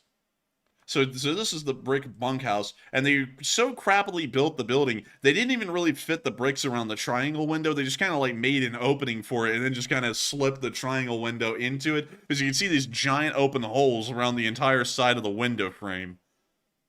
Yeah, it's terrible, man. This whole place is rough. Also, by the way, did you mention this? Was that solar panels above the garage? No, that's tin roofing. Okay, it was a little reflective. I was wondering, is that like, it's too shiny and flat to be like tin, but I guess it is. Okay, so what do we have right here? We have, Taxi. Index Go Taxi. 95, you can literally read the numbers. 5555. App Store or Google Play. Cool. Okay, so they have a taxi. So now, one more thing we have to do before we leave Omsk. It's a requirement. We have to look at a local restaurant. So where is a local restaurant? Straps and things. What? It's a gun shop? No way! Dude, For they have a real? gun shop called Straps and Things. Let's see that. What is those? Ain't no way. Straps and things. Bro, but Man, what's this, like a street level gun shop or something like that? Well, I don't see any shop anywhere near here. I think that is the gun shop right there. Oh, bro. Bro. I don't think they're going through the Russian version of FFL or anything like that. I think that might be a little bit under the table. Fast service. Needed some opposition dealt with quickly. Dave and his staff treated me like family. Thanks, Dave. 3 years ago. Bollocks. Picture included. Bollocks. No, that can't be real. Like, come on. Some opposition dealt with? Like, no way. Dude, I'm telling you what, man. I'm just gonna be killing it out here, man. They got them straps and things, man. Oh, my lord, dude. I never thought we'd find a gem like that in the middle of this of this slum. But let's see here. What else do we gotta find a restaurant, folks. Like, I see some people saying, oh, come on, but we gotta find a restaurant. We gotta know what the local... Oh, here we go. It's pizza. They have pizza in Omsk. What the hell? Like, this is like gourmet. Huh? Gourmet. It looks pretty good. The outside doesn't look that good. Well, you know, it's these places that are like holes in the walls. That's where the really good food's at. But, you know, it is Russia, so it could be terrible. But it looks pretty decent. Bro, that's that looks pretty good. Dude, that's what the last guy running the oil refinery looks like after today when it caught on fire. That's him sinking into the river. He's going, no! And she's like, please! Say what? I said, oh! Something like that. Oh man, but it doesn't actually. The food doesn't really look that bad. I'm not gonna lie. Like this actually is a place I'd probably try and eat at if I was ever going through the area. But we would never be going through the area of Russia because our kneecaps would literally be like kicked out with a bat if we went through Omsk. So I'm never going there. But still, the food actually was not that bad. Anyways, the major oil refinery, the biggest one in the Russian Federation, got blown up today, burned to the ground, and from what we understand, it's out of action for a little while. So that is very big news, and it's good to know that they were able to do such a thing. And so now it is time for us to move on all the way out of Omsk and all the way down to Istanbul in Turkey, because we got to see that the second Ada-class corvette was launched today in Turkey. Take a look at that. We can see Olena Zelensky. We can see, I forgot who he is. We can see him speaking. He's the Minister of Defense. We can see Olena Zelensky. We can see, I believe, the Admiral of the Ukrainian Navy. We can see them all posing for a picture. And then we can see them launching the ship right here. Really cool. A second Ada class for the Ukrainian Navy. That's a great day. Moving on from that, and down into Sevastopol, we also got to hear that apparently panic was ensuing in Sevastopol overnight. We can see right here from this Telegram post, it's in all caps, because he said, Srosno! Sevastopol! Raketная! Opasnovs! Mushnebretse, They just repeat the same thing over again. It's like, dang. Shoigu! But still, like, they were freaking out with purpose, because we did get to record that there were explosions that did happen in inside of Sevastopol. We can see that right here, and we can also see that apparently this is the area where the strike occurred, which is on the southern end of the port, and just right over here.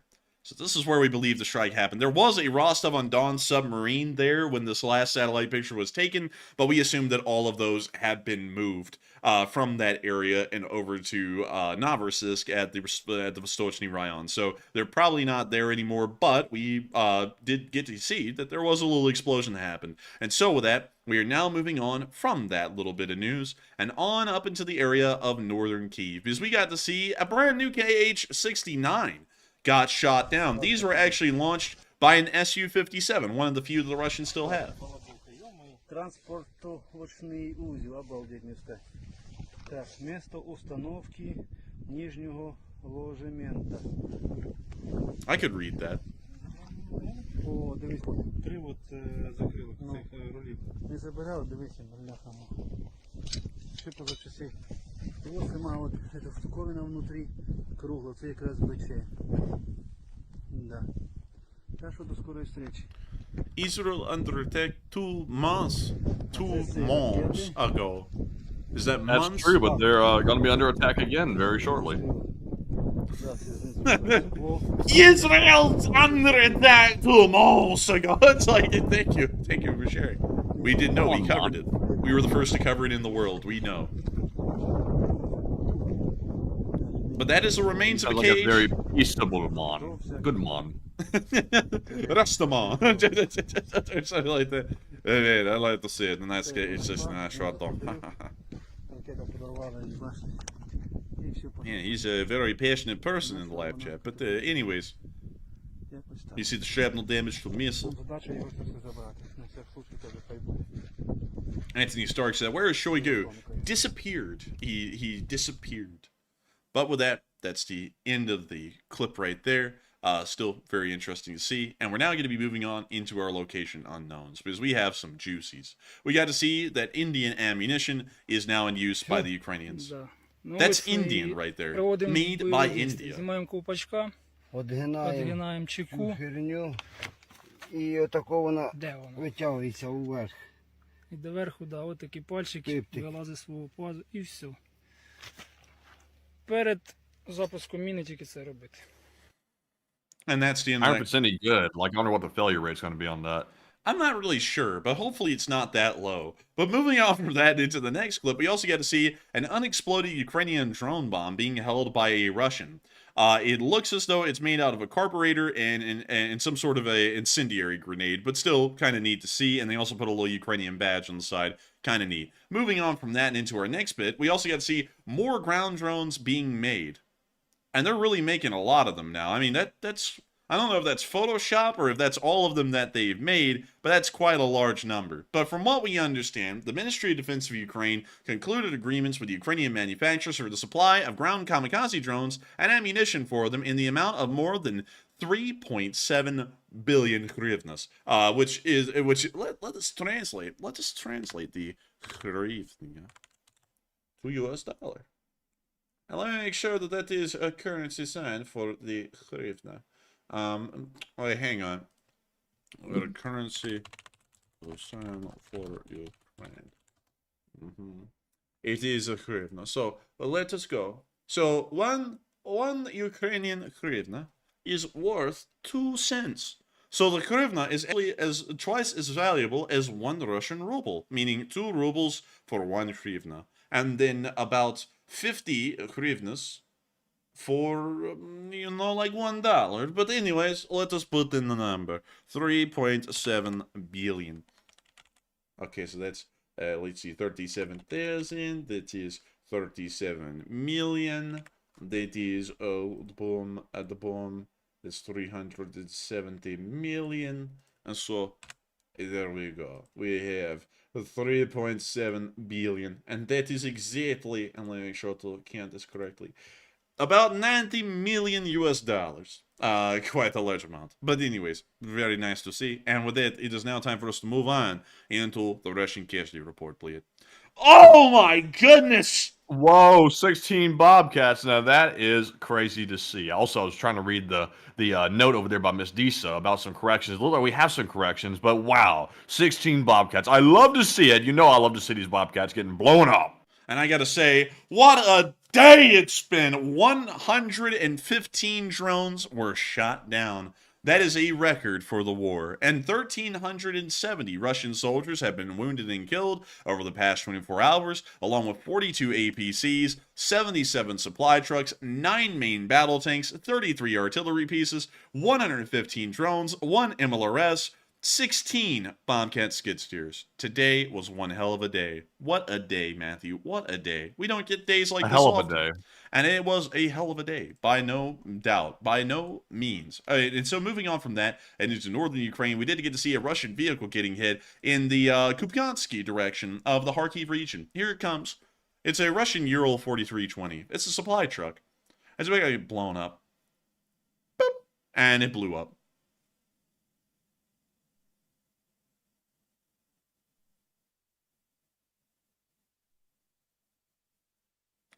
And you see it cooking down there. It's just burning quite nicely.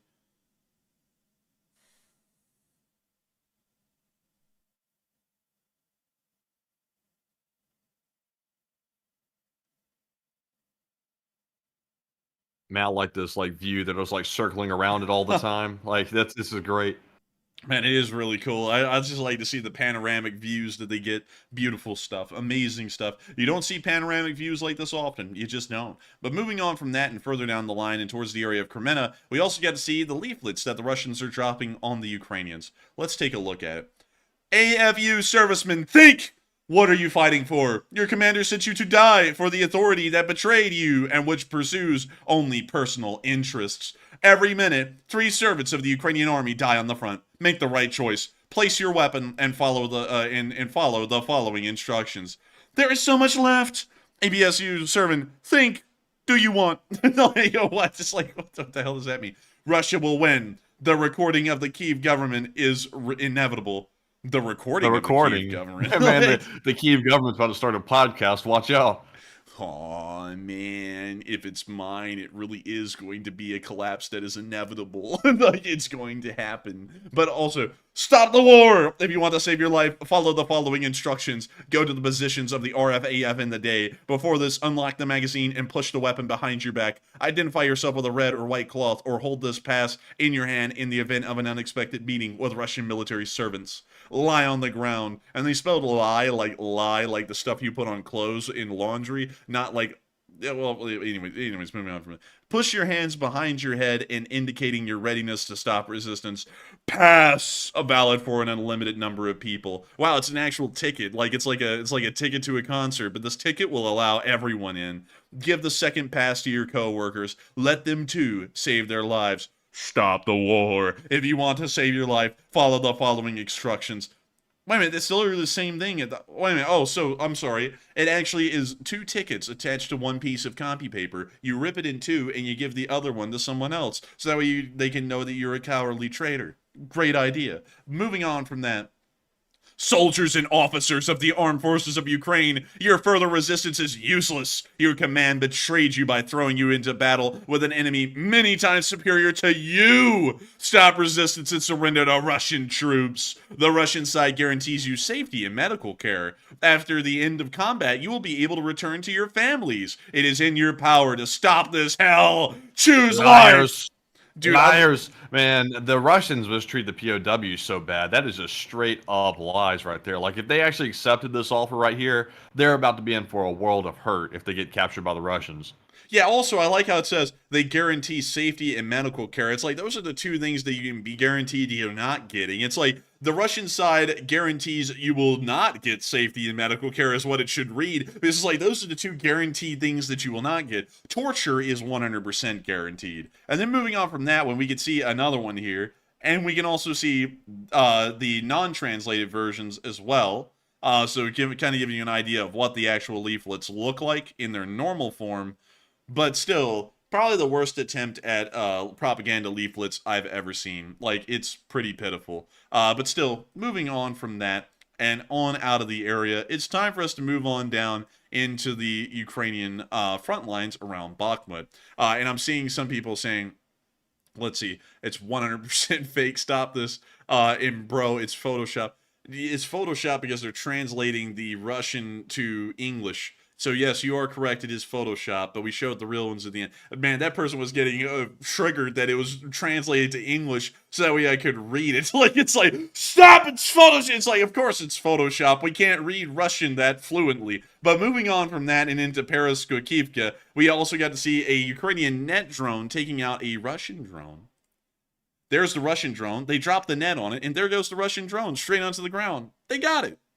Hey, love to see it. And so with that, we are now moving on. Really quickly, I'm seeing a lot of people are a little bit confused, have a little bit of confusion about the last one. Yes, this is Photoshop. It's Photoshop because the original ones, which are way down here, which we will show y'all, right here, right here, right here, and right here, are real, and they are in Russian. The problem is, I can't really fluently read Russian, so I could show you all these leaflets, but they don't mean anything, they're just leaflets, because we can't read them. So it's kind of like being a normal person down here in the South. It's a piece of paper, but it doesn't mean anything because we can't read.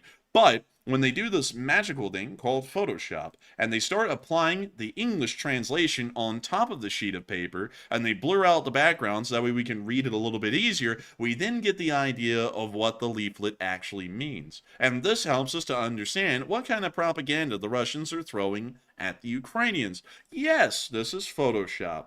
It is easy to see that this is Photoshop, but it's Photoshop with a reason, so that way I can read it, because I cannot fluently read y'all Russian and then also simultaneously translate it, because while I'm pretty good at war analysis, I'm not multilingual, so I sadly cannot read these little posters the way they're sent out. So, with that, I hope that does address that fairly, and so,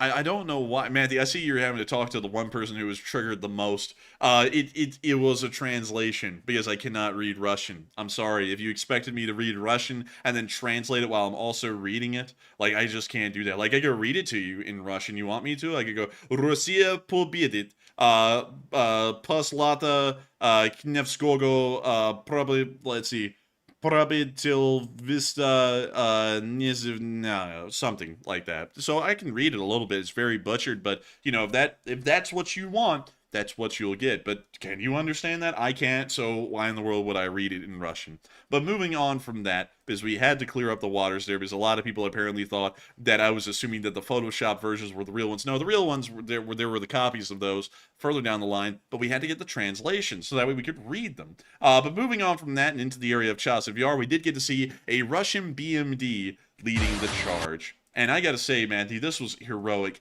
This is a Russian BMD right here, charging into battle. It's a hero of the Russian Federation. Look at him go. They are going to get a Order of the Great Patriotic War. They are rolling on up. They're laying down heat. I mean, they're just driving around. They're doing crazy stuff. Driving off the road. I mean, they're literally unloading that autocannon. Heroes of the Empire shall be rewarded with death. We now see the Russian soldiers dismounting from the BMD. And uh-oh, is that a Ukrainian drone? Just looking at they're everyone. running away. Uh-oh. Look at that. And one Russian fell out. Oh, dude, the FPV drone hit the BMD. A few moments later. Oh, and it looks like they were captured, like right afterwards. Sadly, This we don't guy's have wearing a bobsled on his arm. Dude, this man be wearing that ayodele. That's kind of a cast. It's like, interesting. But anyways, moving on from that, very nice to see they were able to knock one out. Also, they will not be getting a Hero of the Russian Federation awards today. But moving on from that and down near Andreevka, we also get to see that they were tricking the Russians into surrendering. They stole a Russian radio and they tricked them into believing that they were Russians, and then they got up right on them and forced them to surrender. Вот радейка. Да. Слухайте, радейка. Dude, did you hear that guy? Like, everyone's yelling, like, commands, and then you have one guy going, I am tired, I want mama. I am tired, I want mama. Like, listen to this. I want my mama. I want my mom. Hey, be quiet. I want my mama. Dude, they're like, the Ukrainians are like, shut up! I want my mama. I want my mama. Where's my mama? I want Man, my he's like mama. on the other end of the radio in the fetal position, like freaking out like on the radio, and they're trying to fight the war. No, man, he's that firefighter all the way out in Omsk, man. They're picking him up on radio. He's like, where is everyone? I want my mama. Where is everyone? I want my mama.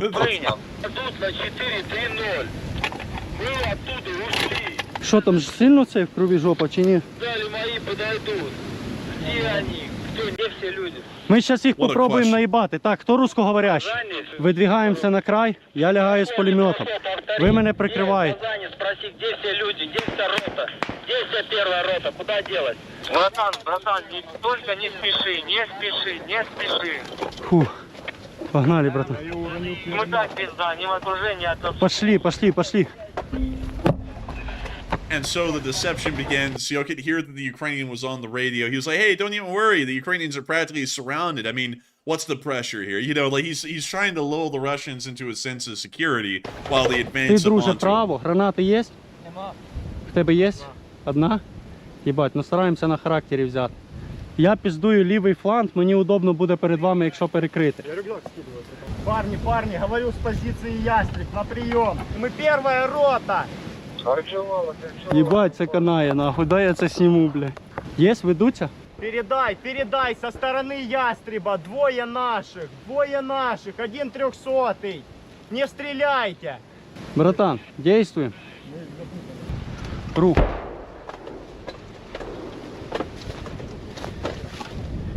So to get you all up to speed here with what's happened, the Ukrainian with the radio that can speak Russian is speaking to the Russians, and he's told them, hey, some Russians are coming in from your left side. One of them is wounded, and he's talking about them. So what they've done is that they've deceived the Russians into believing that these Ukrainian soldiers advancing up on them are actually Russian soldiers that are moving up on them. So they're not going to get shot at. So this is actually really interesting.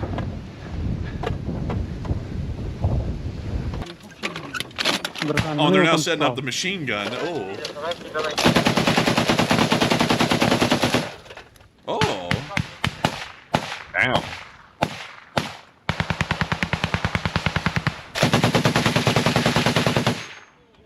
Кричи по-русски, кричи по-русски. Свои!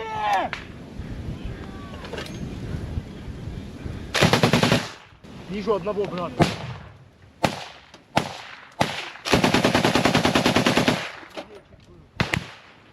Поле уйобує. Поле уйобує. Давай начнем потихоньку сыпать в ту посадочку. And then the third commenced to bombing the tree line that the Russians were at. That didn't go well for those Russians that day.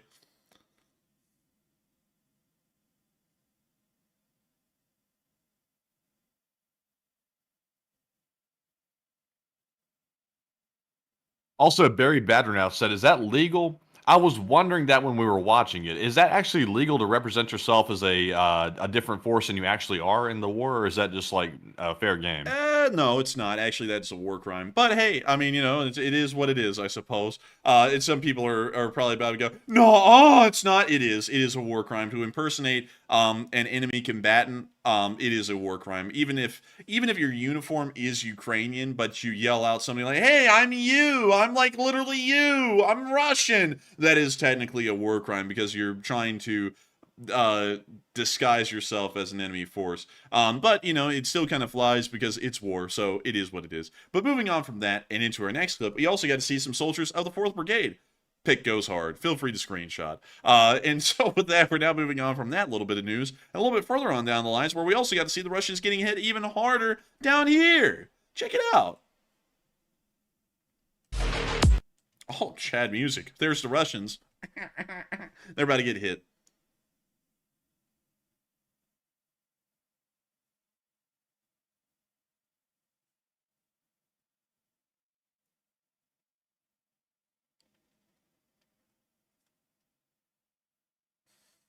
And yes, Nefanyo, you are correct. It's not legal to impersonate enemy forces or medics and then be an actual combatant. Although medics are pretty much armed all the time in the modern day, and if a medic is armed, they kind of end up becoming a target just because they're an armed combatant. So the medic thing is actually really weird because medics generally never are protected anymore, and they do generally come under fire a lot. So that rule of war is generally ignored these days by everyone. And also, nowadays, there isn't really that much clear markings that are conducted for medics. Like, there may be a little red cross on, like, a medic bag for a medic, but they don't go around anymore with, like, a giant white band on their helmet with a big red cross on it or anything like that. That's generally gone to the wayside, so it's really hard to differentiate a medic from, say, a normal infantryman or something along those lines. But moving on from that and down into the area of Arkhangelsk, we got to see a Ukrainian frontline patrol moving through an abandoned village near the front.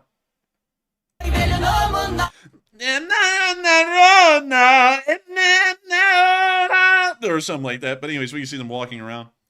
I'm telling y'all, folks, like, after you hear the same music for almost 900 days, it's like, it actually starts, like, grinding the gears a little bit. It's like, man, I'm so tired of hearing that same song. But moving on from that, we did get to hear... By the way, real quick, I do see some folks discussing the situation about the potential war crime in the live chat right there.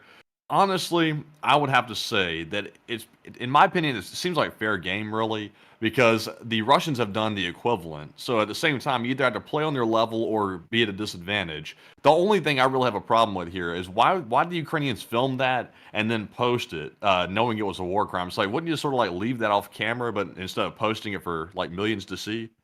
And, well, you know, sometimes people get a little bit, you know, fogged up in the fog of war.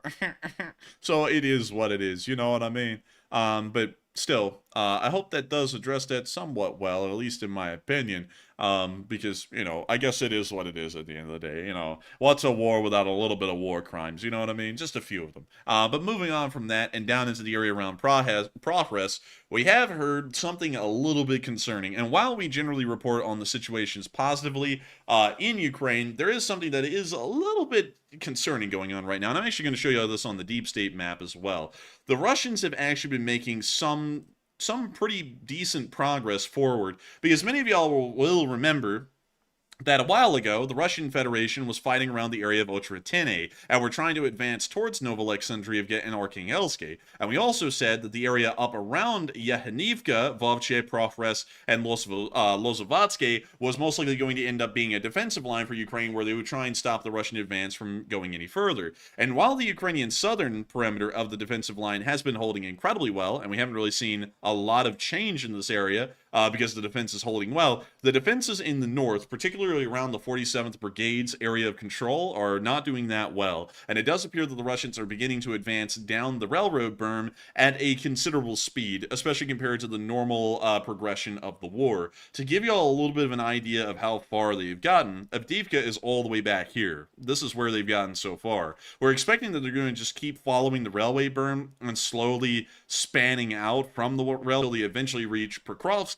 And then Pokrovsk is going to end up being another large battlefield, a lot like Avdiivka was for some time. But by that point, they're going to be pretty close to the very edge of the border of the Donetsk Oblast in this area, and it looks as though things are starting to get a little bit hairy and a little bit strenuous in this area. And while the Russians are making progress, and this doesn't sound like a great picture for Ukraine, we are still hearing that the Russians are taking a high amount of losses, which is a good thing. But at the same time, it is something that is fairly concerning because we do not really know when the Ukrainians will be able to stop this Russian offensive from reaching Pokrovsk at this moment. So with that, I hope that does address that fairly well. Usually we have good things to report about the Ukrainian frontline situation, but they are starting to advance in this area at a fairly good speed, and so we would kind of be a little bit ignorant to completely avoid talking about how the Ukrainian defensive lines in this area aren't boding as well as they normally would. Also, to show you all this, this is the 1st of August.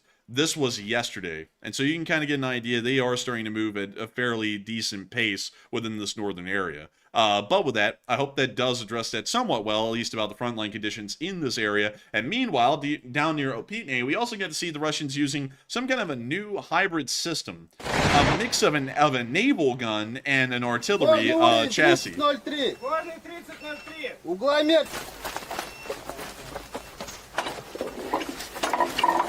По готовности 1 снаряд, огонь. Заряжен! По готовности! Выстрел!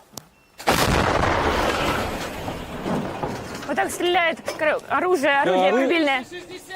Приняла, Из чего был произведен выстрел? Был произведен выстрел из орудия гибрида М46, база, ствол с АК-130. That guy had almost as much energy as the Russian army has left at this point. But moving on down to Novomykhailivka, we also got to see the 46th Air Mobile taking out some Russians in this area. All right, nice. So we can see the Mandalorian. It says Zaluki Babri. Hey, Babri, how you doing? Man, look at that, man. Babri's not doing good. He's cooking.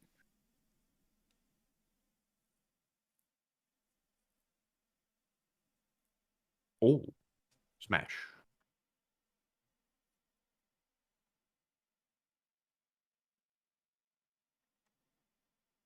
Oh, they moved a little too late. Just a little too late. Just a little too late.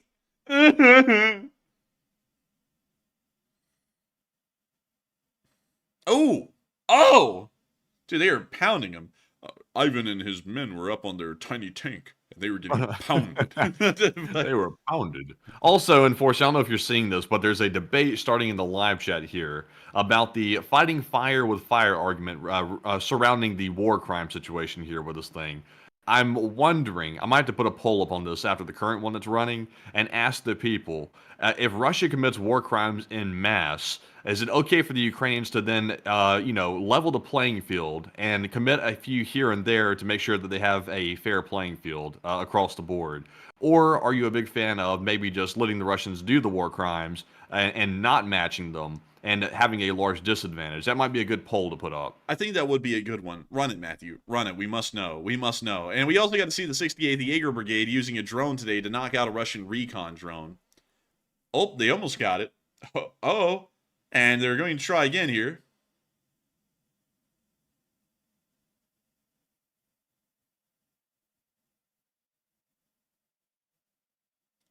We see the pop-marked battlefield below.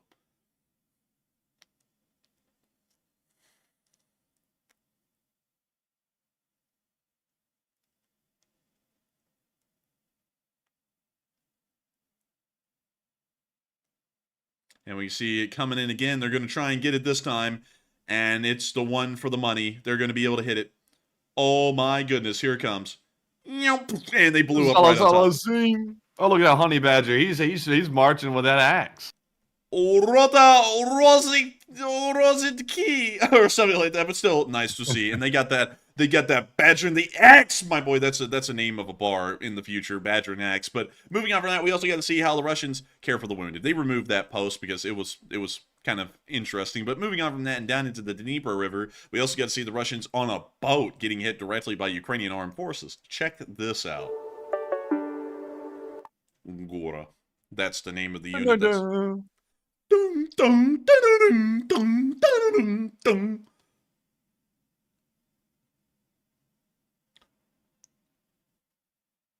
Oh man, yeah. Or better yet, oh yeah, Lucy, Chevelna Kalina, or something like that. But they hit it. They hit the boat. They blew it up. Oh, I see them bailing. They're bailing. They're looking for some cold water. Man, I still like that one guy, though, who full sent it off the side of the boat somehow in, like, 2 feet. He literally got, like, up to Usain Bolt speeds and then, like, leaped off the boat. Yeah. Uh-oh. It's out of control. It's going in circles. It's going to run him over. He barely missed him. They're leaving him behind. They said, swim! And now the boat's on fire. Oh, man. Oh, it sucks. Oh, and another hit. Oh, my goodness. Now it really is on fire. There goes another guy off the side of the boat right there. And that's the end of the clip. Gora. And that's very nice to see. Good to know that they're still knocking out Russian boats in the area of the lower Dnipro. And with that, it's time for us to move on up into Kyiv and cover that speech from President Volodymyr Zelensky here on day 890 of the war. They have changed the format of the website. And I don't like when formats change. But he put out a longer speech, and so it is acceptable. And so, without further ado, here is the speech. I wish you health, fellow Ukrainians. And here it is. Здоров'я, шановні українці, українки. Кілька речей за цей день.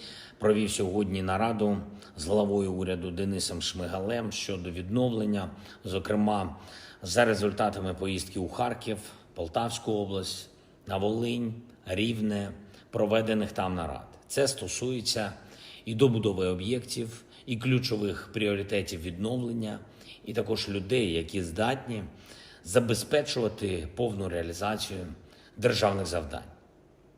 На урядовому рівні готуються кадрові рішення, також додаткові рішення, щоб вже цієї осені більше українських дітей змогли навчатись в школах не онлайн, а нормально, щоб було нормальне шкільне життя. Настільки, наскільки це зараз в час війни можливо. Друге, наші відносини з партнерами. Готуємо угоди, готуємо домовленості, які будуть у цьому серпні. Це і безпекові угоди. І завтра почнуться перемовини з ще однією європейською країною. Також вже ми готуємо візити лідерів в Україну. І відповідно зміст наших перемовин та довгострокову філософію наших домовленостей. Надзвичайно важливо, щоб для нашої держави була забезпечена стійкість на роки, і це буде гарантією більших наших можливостей зараз, в цьому році, з огляду на наявні виклики та загрози. Звичайно, ключове завдання – забезпечити і сили оборони, і державний бюджет, і соціальну стійкість України. Я вдячний усім світі, хто нам допомагає. Звичайно, вдячність нашим воїнам, всім солдатам, сержантам, офіцерам на передовій, які захищають нашу державу, які захищають наші позиції, які дбають також і про сусідні підрозділи, і допомагають, коли це потрібно. Збройні сили, Національна гвардія, Національна поліція, прикордонники, ГУР, Служба безпеки України та всі інші елементи нашого захисту. Дякую кожному і кожній, чия відданість – це сила всієї нашої держави. І сьогодні я хочу особливо відзначити підрозділи Національної гвардії України, зокрема 15-ту бригаду Нацгвардії, яка воює на півдні України. Є хороші результати у знищенні техніки окупанта. Тільки за 1 місяць майже 30 російських систем артилерії знищено. Багато іншої техніки. Воїни, дякую вам за це. Всій бригаді дякую. Окремо відзначу солдатів Олександра Халімона, Руслана Саліна, Олександра Галайду, Олександра Кухара, молодших сержантів Дениса Флоренка, Миколу Бойка, Андрія Хметя, сержанта Павла Завадського та командирів взводів лейтенанта Євгена Вітушка та Іллю Чорненко. Молодці! Перша президентська бригада Нацгвардії, солдат Євгеній Мартиненко, сержант Сергій Колесніченко, а також командири батальйонів, підполковники Руслан Байда, Володимир Жданов, Костянтин Бахрамєєв. Дякую. Дякую вам. Як завжди, результативний центр спеціального призначення «Омега», зокрема, 4-й окремий загін центру. Дякую вам. Також 5-та Слобожанська бригада Національної гвардії. Дякую. У Збройних силах України за цей тиждень варто особливо відзначити на найскладнішому зараз на Покровському напрямку 25-ту окрему повітряно-десантну бригаду та 68-му окрему єгерську. Харківський напрямок, 57-ма окрема мотопіхотна, 36-та окрема бригада морської піхоти. Дякую. На Куп'янському напрямку 14-та окрема механізована бригада. Молодці. На Курахівському напрямку заслуговують на нашу незмінну вдячність наші десантники 79-ки. На Турецькому напрямку 28-ма окрема механізована бригада. Дякую вам. Дякую всім, хто допомагає нашому захисту, хто працює на Україну та робить все, щоб світ допомагав нам звільняти Україну від окупанта. Слава Україні! And Slava. And with that, that is the end of the speech from President Volodymyr Zelensky here on day 890 of the war. And with that, it is time for us to move on into the second segment of the stream, where we get to talk to all of y'all. And it's always an incredibly fun segment because we get to talk about anything and everything y'all want to talk about. And also what we want to talk about. It's literally a free-for-all. It's a free-for-all. And so, alas, there will be no more news from this point forward, unless if something crazy happens, like the Middle East starts going into a full-blown war. Then we'll probably get back into the news a little bit. But for now, there is no major news.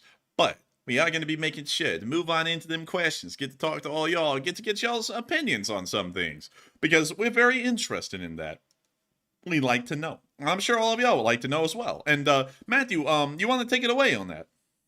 All right, so we are hopping into our final question segment of the night, and we have one more poll to address. And this one says, today, the U.S. and Russia performed the largest prisoner swap since the Cold War. And the question is, was it a fair deal? And this poll is pretty evenly split across the board. Very, very, very consistent across the options here. It looks like 30% said yes, the swap was a fair trade, while 26% said no, the swap was unfair to the United States, and 22% said, who was traded for who?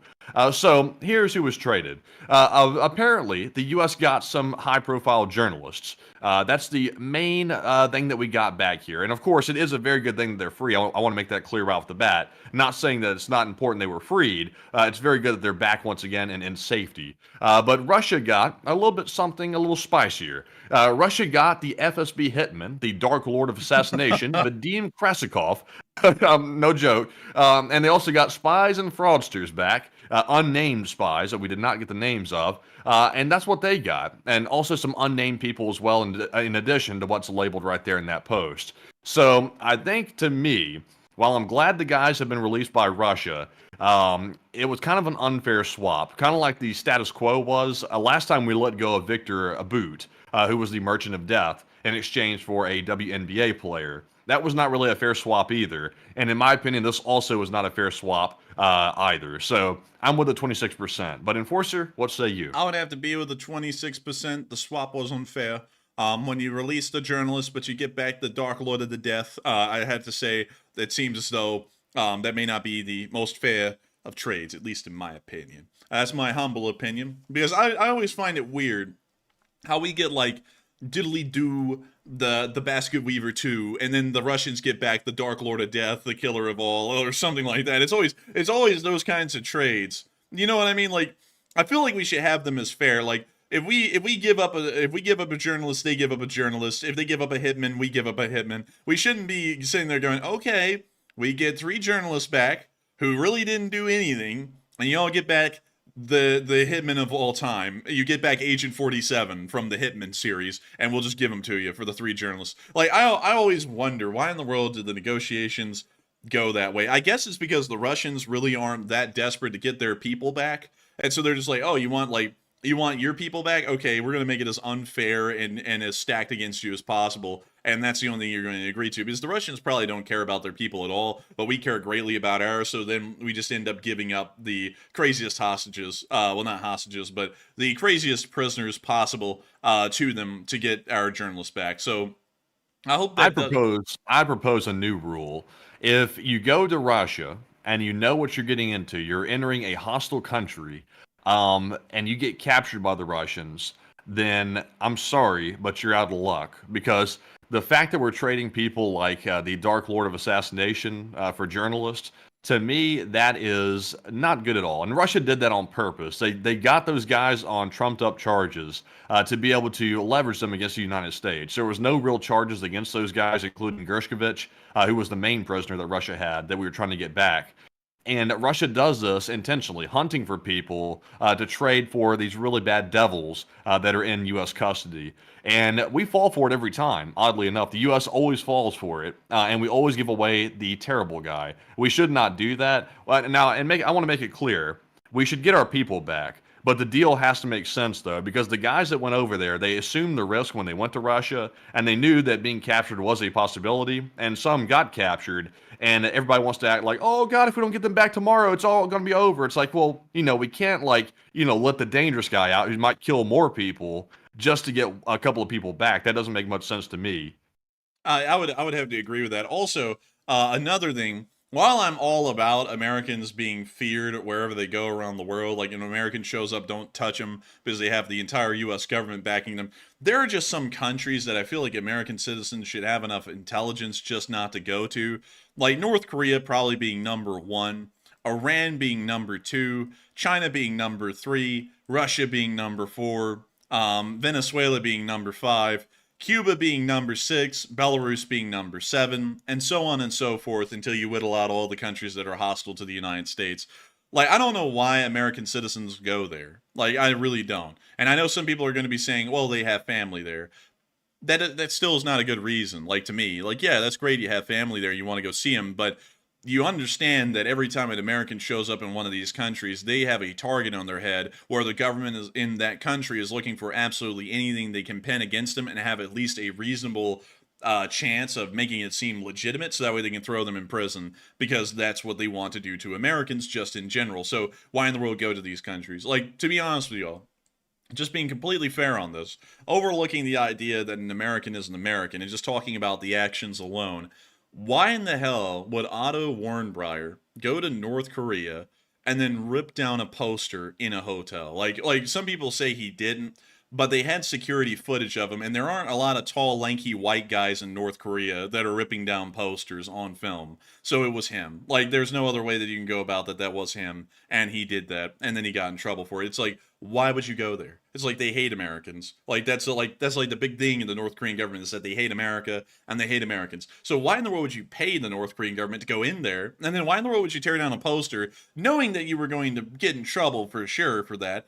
It's like I feel sorry for what happened to him because he's an American, but it's like at that point you ought to be expecting that they're going to make you go plant apple trees for like 3 or 4 years, and then they're going to scramble your brains at the end of it and then send you back on a plane. It's like that's what's going to happen. Like, they hate Americans. Like, I don't know how much we have to like hit that home. Like, don't go to a country where the government does not like America or they hate America. That's just a bad idea. It's a way to end up being a target for that country. It's 100% the way it happens. Like, I feel like the United States simply should not allow, I feel like the United States government should not allow passports to be approved for Americans visiting those specific countries like Russia, China, North Korea, Belarus, Venezuela, and Cuba. I feel like we should just simply have a restriction on American citizens traveling directly from America to that country. Now, if they land in a place like, I don't know, Kazakhstan, and then they travel across the border into Russia, then that's fair game. But at that point, you're on your own. Like, if you get arrested in Russia for some reason for doing something,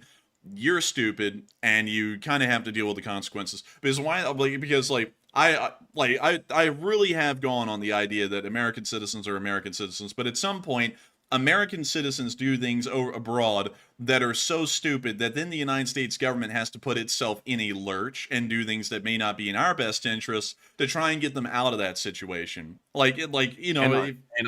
And also another thing as well, like I know some people out there, and y'all have a fair argument. Some people say, well, I'm just glad they're free. Like it doesn't matter who we traded, as long as we got the Americans back, that's all that counts. I can see where that's coming from, but would you have the same opinion though? For example, let's say the Dark Lord of Assassination here gets back out and gets free once again and is back to his old ways and ends up taking out a foreign leader or ends up finding Zelensky and taking him out or something like that. Would the trade still be worth it at that point? We let out this really horrible guy here in exchange for the journalist. At that point, I would say that trade's probably not worth it. And it's a real possibility this really bad guy right here might get back out and take out more people because there was a reason why Russia wanted him back so bad. Like, they really wanted that guy in specific for some reason. So, you know, what the result may be could dictate how really bad of a decision that really was. Yeah, you know, I saw someone say he was young and dumb. That's why young and dumb people shouldn't be going into North Korea. Like, it's just like, why would you think that's a good idea? Like, if you told me, like, going into these countries is like going into a cave in winter with a bear hibernating in it. It's like, if you know a bear's in there hibernating, and you might be able to get in that cave and wander around a little bit of that, but if that thing wakes up and sees you, it's going to maul you to death. It's like, are you going to take that risk of going into that cave with that bear and possibly getting mauled to death? I feel like most reasonable people would say no. And then the people who said yes and went into that cave, they assume the risks when they go into that cave. So I feel like this should be the United States' stance going forward. Countries we are not friendly with, like Russia, North Korea, and China, just as three of them, as an example, not including all of them, we should prohibit American citizens from traveling directly from the United States to those countries. If they travel to some third-party country and then they're able to get to that country from there, that's fine. But they still assume the risks if they ever arrive in that country, because the United States is not going to put itself in a lurch because Jimmy decided to bring weed into Russia and then he got put into prison for 20 years. Like, we're not going to go and release the bringer of the apocalypse for Jimmy who brought weed into Russia, because the bringer of the apocalypse is a dangerous thing.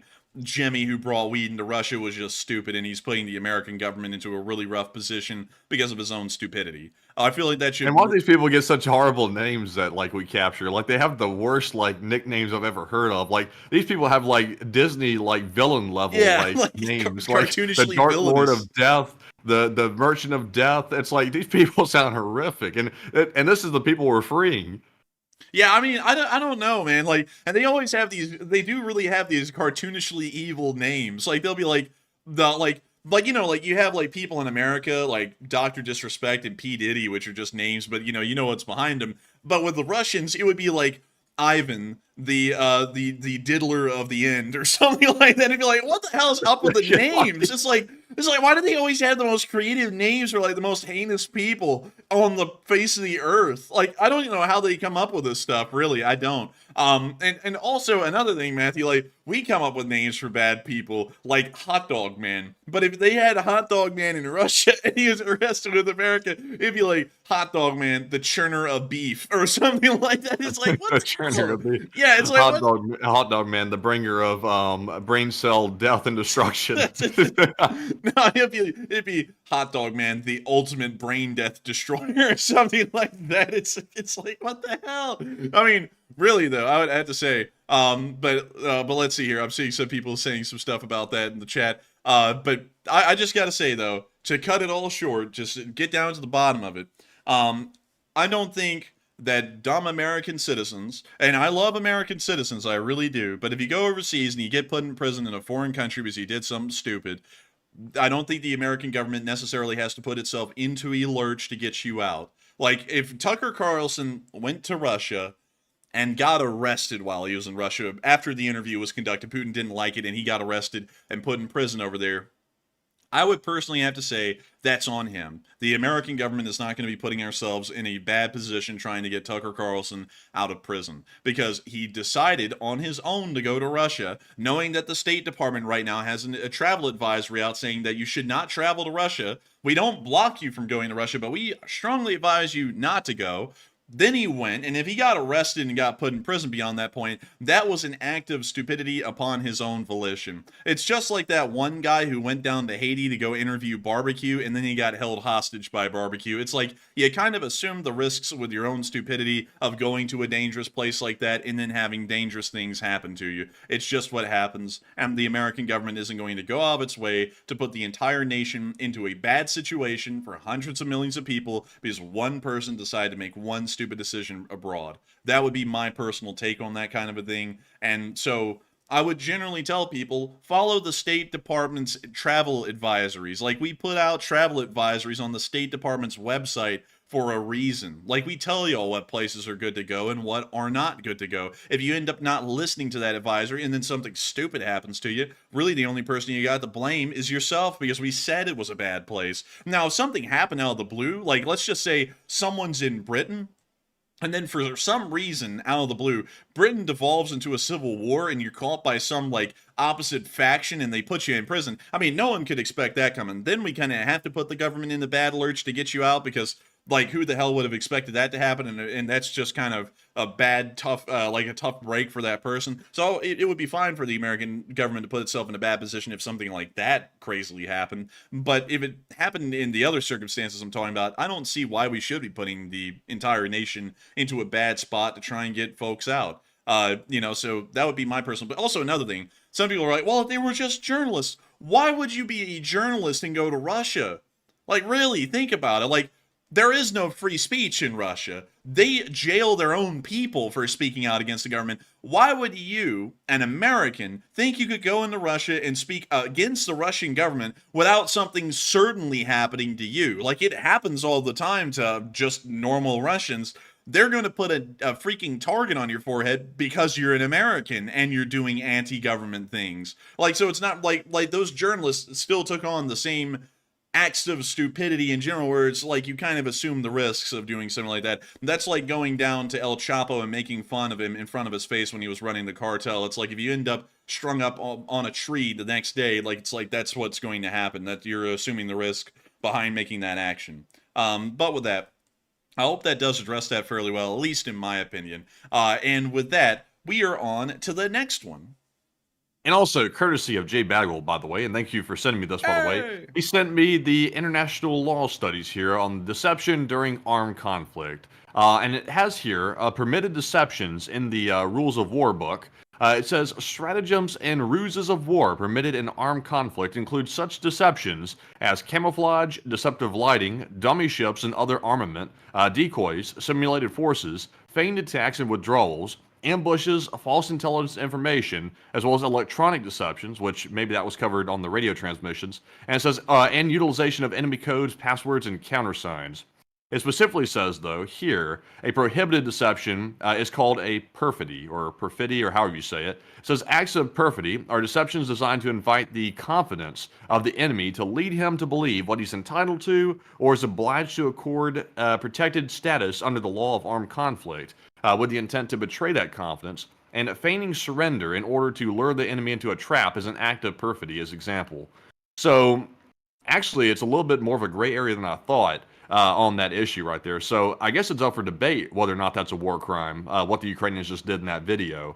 I could see an argument for and against it. But Enforcer, what say you? I would say it generally sounds to me like it would be perfidy because from what they're saying, you're inviting them into like a sense of security or a certain kind of assurance in their head that they're supposed to be providing you some sort of a leniency, which is what the Ukrainians were taking advantage of because they were yelling, "Hey, we're Russians!" Like they weren't using a passcode or anything. They were literally yelling, "Hey, we're Russians! Don't shoot!" And then when the guys were popping their heads out of their dugouts to look at them because they thought they were Russians, that's when they started shooting at them. So it sounds like perfidy to me, at least in my opinion.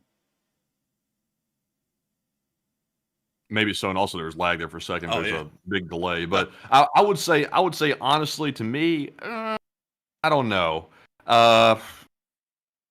It says the permitted uses here are electronic deceptions. I could see an argument for the radio transmissions being electronic deceptions, so that might be acceptable. But I think the moment they ran over there and started yelling, "Hey, we're Russians!" like right over the hill, that might have been, like you said, perfidy. So it was kind of like a mix, in my opinion. So. To me, the Ukrainians are fighting on their home turf. They're defending their land. They've been put through hell and back. The Russians commit war crimes all the time. On this close of a call, I would say let it pass, personally, just me. But it's up to y'all what y'all think about it. But me personally, I would say that I would go on the side of leniency on this one toward the Ukrainians. Also, really quickly, Matthew, I saw someone say something very interesting. I had to read this one. Eli in the chat said, "I don't know. Why would we go to Ukraine or any other war zones as journalists? It's called intelligence gathering. Duh." And really quickly, let me put this out there really quickly. If you're pro-Western and you go to Ukraine and you're in Ukraine, you're safe. But if you're Russian and you go into Ukraine and you're actually in Ukraine that's not occupied by the Russians, you're not. There's going to be this magic group of guys. They're like little gnomes. They're called the SBU, and they're going to show up to your door, and they're going to knock on it, and then they're going to arrest you, and then they're going to put you in prison. Because there's an act of martial law in the country right now, which makes it to where statements that are supposed to start sowing strife and dissent within the Ukrainian populace against the government and the current war effort can actually be met with immediate imprisonment. So there's a little bit of a caveat there, kind of like how journalists would be really smart not to talk to Hezbollah and Hamas. And let me tell y'all why. Because if you're an American, which Hamas and Hezbollah are sworn enemies of, and they want to see every American dead, if you show up as an American journalist to a group of Hezbollah fighters, you go, "Hi, I'm an American. I'd like to ask you a question." They're going to go, "Why, yes, we want to really ask you a question first." And, "Well, what is that? Would you like to die?" "What?" And then you get taken hostage. And then you're a hostage. And then everyone around the world starts saying, "Oh, it's terrible. They were taken hostage. Who could have seen this coming?" I mean, they literally went up to a group of people that openly professed their hatred for Americans, and they went up to them as an American and tried to talk to them, and they got taken hostage. Outrageous. That is, like, I can't even figure out how in the world I'm supposed to make that logic work in my head with that kind of an idea. Because, yeah, you're a journalist, but guess what? You're still an American. And so if you go somewhere like Hezbollah or Iran and you try and be a journalist with Hezbollah or Iran and they don't really like your journalism, you're a target because you're still an American. Doesn't matter whether you're a journalist or not. And so generally, if you're a journalist and you go to the Middle East right now, it probably would be best to stick with the Israelis only, because the Israelis are guaranteed not to hold you hostage or put you into some kind of a forced confinement because you're there. So that would be my statement of reason and common sense there. Much like I would say, I don't know, like a German citizen shouldn't travel to, I would say, I don't know, China, and start speaking against the Chinese government. They're not a journalist, they're a German, first and foremost, and so they're going to get arrested because they're a Western citizen speaking against a Chinese government, and that's not going to be taken well. It's not even taken well inside that country if a Chinese person is speaking against the Chinese government. So not a good idea overall. So that's why I'm saying that there's a little bit of a differentiation there, because yeah, it's great to be a journalist, but guess what? You're still a person, and you're still from somewhere. And if you're from a country that they don't like, you're a target for that reason. And so with that, I hope that does address that the best I can, at least in my opinion. And with that, I can also see that Matthew has put up a new kind of a question, and it's only been up for a few minutes, but it looks like the results are in. And what do we got, Matthew? All right, so it's the question that's been lurking for a good hot minute. It says, do you think the Ukrainians' deception on the Russian troops was a war crime or a perfidy? 60% said no, it was not a war crime, while 16% said it was a war crime, and 23% were unsure, a little bit down the middle. And for me, I would say, like I said a moment ago, I would have some leniency here and say it's not a war crime. However, I could see an argument that it could be one, so I'm with the 61%. But Enforcer, what say you? I would have to say it kind of is a little bit of a war crime in my opinion, but I could see a decent argument where it isn't. So I probably have to go with a large majority who are saying that it isn't a war crime, because generally we do have a little bit of favor for things we agree with, and we do agree with Ukraine because it's within Western interests. So that action we're going to construe as it not being a war crime, even if there is a little bit of gray area there. But with that, I hope that does address that fairly well, at least in my opinion. And with that, we are on to the next one. All right, and with that, we're moving back into our Super Chat segment. And the first one here, actually the first two, are going to go to Andy L., the longtime channel legend of the Paxton. from Texas. Obviously, that's a Texan. I don't know where I was going or where I was going with that. But Andy, thank you very much for the $50 support. As always, he says, what percent of Hamas has been destroyed? And I thank you so much for the massive support, Andy L, and helping this channel to keep on running. And I got to say, from what I know, I think about 30 to 40% of Hamas has been destroyed. I don't know if that number is accurate at this point. There may have been more of them destroyed, or that number may be inaccurate from the outset, and it may actually be less than that at this moment. But it's somewhere around 30 to 40% from what I've heard, at least based off of the last kind of a statement we got. But it's really hard to tell, because Hamas doesn't make its official numbers incredibly well known, so it's really hard to ascertain how strong they are at all at really any given point. And so with that, I hope that kind of does address it the best I can. And I got to thank you so much once again for the huge support, Andy L, tonight, and helping this channel to keep on running, because it is folks like you who helped to make this thing possible. And with that, we are on to the next one. All right, and our second one is from Andy L, like I mentioned a moment ago, and he put in a second $50 donation. Massive support, and thank you very much, Andy L, for throwing in the two largest super chats of the night. He said, just for the old guard, and please take one from the chat. Hey! And a huge shout out to the old guard. I gotta say, the old guard has been around forever and ever and ever. Many of y'all may be wondering, what is an old guard? What makes a viewer an old guard? And there's actually a specific criteria. Originally, an old guard was a viewer of the channel that had been around before day 4 of the war, because the channel was incredibly small. Well, actually, it was still incredibly small even by day 4 from nowadays figures. But before day 4, the channel had less than 1,000 subscribers. By the 4th day of the war, we had gotten up to 1.8 thousand subscribers, 1.9 I think, which was a huge leap at the time. It was literally like an exponential leap in subscribership during that period. But looking back on that now, I don't even know how in the world I freaked out that much about that. I was like, oh my god, I blow it up, because now we're at like 243 or something like that. And looking back at that, it's like, wow, that's like just 1.6 thousand subscribers in a day. We've done that many times since then in a single day. But back then that was huge, because, you know, before that it was just like 10 subscribers a day, maybe 20, maybe 30. And then it got all the way up to 1.6 thousand subscribers in a day. So it used to be that an old guard was a channel viewer who had been here before day 4. We then revised that about a year into the war, where everyone who was here before day 30 of the war, which is really about the time that the first Great Schism happened, they were all old guards, because by that point the war had gone on so long that a lot of people had been around for an incredibly long amount of time, and they didn't have the honor of calling themselves old guard.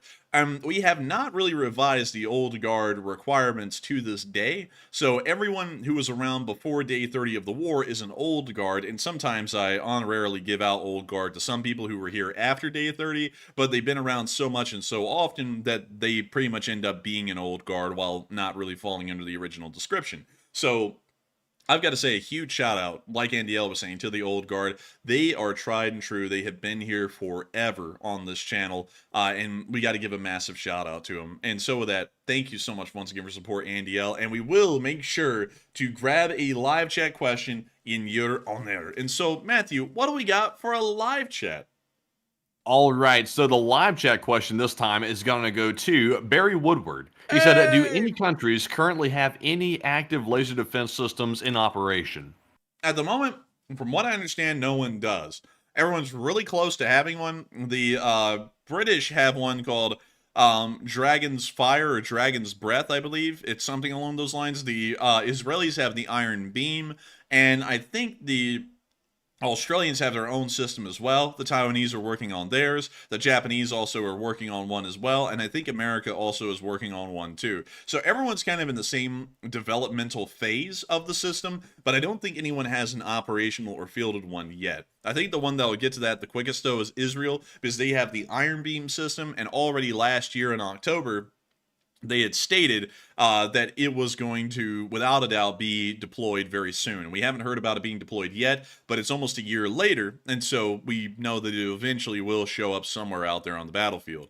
And so with that, I hope that does address that the best I can, at least in my opinion. And thank you so much once again, Andy L, for sponsoring that live chat and helping this channel to keep on running. And so with that, I hope that does address that incredibly well. And we are on to the next one. And our next one goes to Paradise Noir, who puts in a $20 donation. And thank you very much, Paradise Noir, for that support. And they said it raised the Sunday fundraiser goal to 4,000 and let the LSA flex them leash springs. And hey, and I gotta thank you so much for the support, Paradise Noir, and coming up with an interesting idea, raising the fundraiser number to 4,000 instead of 3. That is a pretty good idea. However, our fundraiser goals are not really dictated by what we want to raise. It's more so dictated by what the Lee Spring Army can actually do. And since the beginning of this year, because the thing was is that it used to be that the goal was always $5,000 every weekend. But the Lee Spring Army over time has been able to fundraise less and less as the war has gone on every single weekend. And it is for a very clear reason.